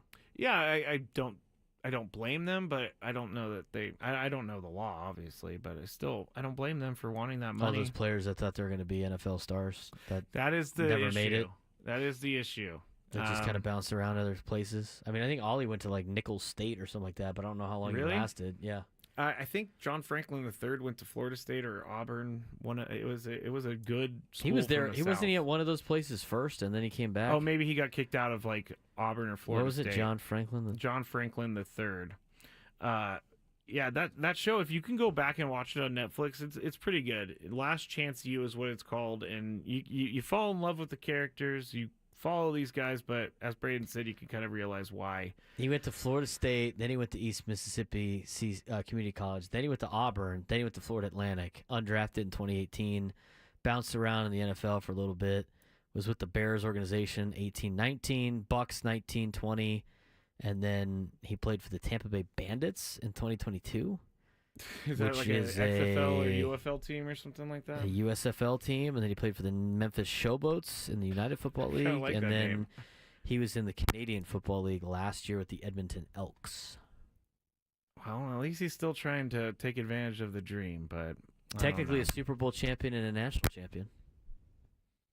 What team was he on when he won the Super Bowl? He won the Super Bowl. He won with the Bucks in 2020. Interesting. I He didn't won a know that. BCS national championship with Florida State in 2013. And then he got kicked off the team. Yeah. Do you watch The White Lotus? I don't. My parents do. Oh. I don't have time to watch shows. I just don't. Oh, come on. I don't. You have time to watch a show or two. I don't. I don't watch shows. The White Lotus is amazing. It's weird. It is strange. It's just super weird. But it's hilarious, and they have a third season that's coming out. I think it came out, or there was a party last night for it coming out. But I'm a big fan of The White Lotus season 1 and 2. I did watch Landman. Oh, I've heard Landman's okay. That was great. That was show. great. I liked it. Yeah. Billy Bob Thornton being an oil tycoon. A lot of TCU references. Oh, that's why you like Also it. Then. cool. No, it was good. It was a good show though. You have to be a Friday Night Lights guy. I do like it. Very much has Friday Night Lights vibes. In fact, they actually go to Permian High School in the deal at the beginning. It's a Tyler Sheridan production. He's been on a heater right now. But yeah, Landman, I was in. All right, Landman, you're in.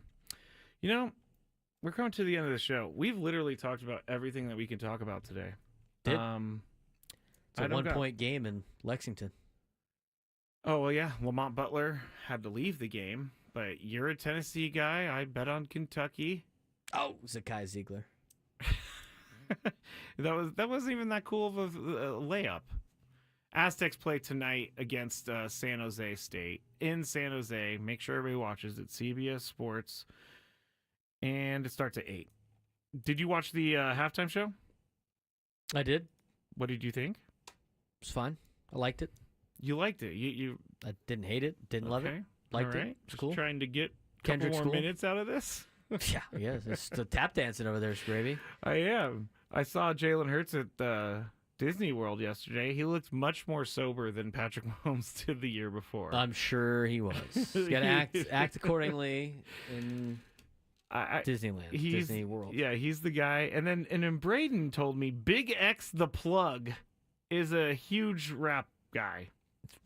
He's popular now. I can't believe you've never heard of that guy before. I've never heard of that guy before. I heard his songs. I've never heard of that either. Luka Doncic. Did you know he donated $500,000 to wildfire recovery, and the Chargers only donated like $200,000 plus $1 million later?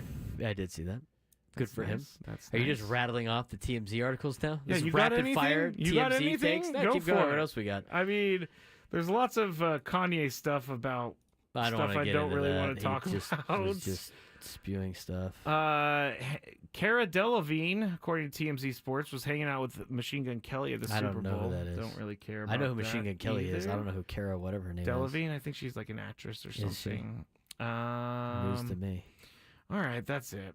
That's all I got for today. I'm happy. You know, What do you got in the Aztec game tonight? Aztecs. What is their spread? We didn't do that. Let me see. They're favored by 9.5, I think is what I said. They're favored by 9.5. Yeah, 9.5. All right, let's make that bet. Who you got? I'll take San Jose State plus 9.5. You'll take. Oh, I mean, I think the Aztecs win, but all these games have been very close. Plus Mountain West officiating, so. You're probably right. San Jose State. I mean, all these games have been close. I think they blow them out there with that player not playing. So, what is his name? Uje? I think that's Uje. So I'll take the Aztecs minus 9.5. All right, we made it. Thank you, Braden, for filling in for Chris and Tony. Thanks to everybody for listening. If you would like to follow us on social media, at Matt Skraby for me, at B_SURP for Braden. We'll be back to our normal schedules tomorrow. No Skraby show. Back with the Skraby show tomorrow night. So I will be talking to you all at 2 p.m. and Braden will be back talking to you all at 10 a.m. Ben and Wood start at 6 a.m. Have a great night, everybody. And go Aztecs. Go ahead.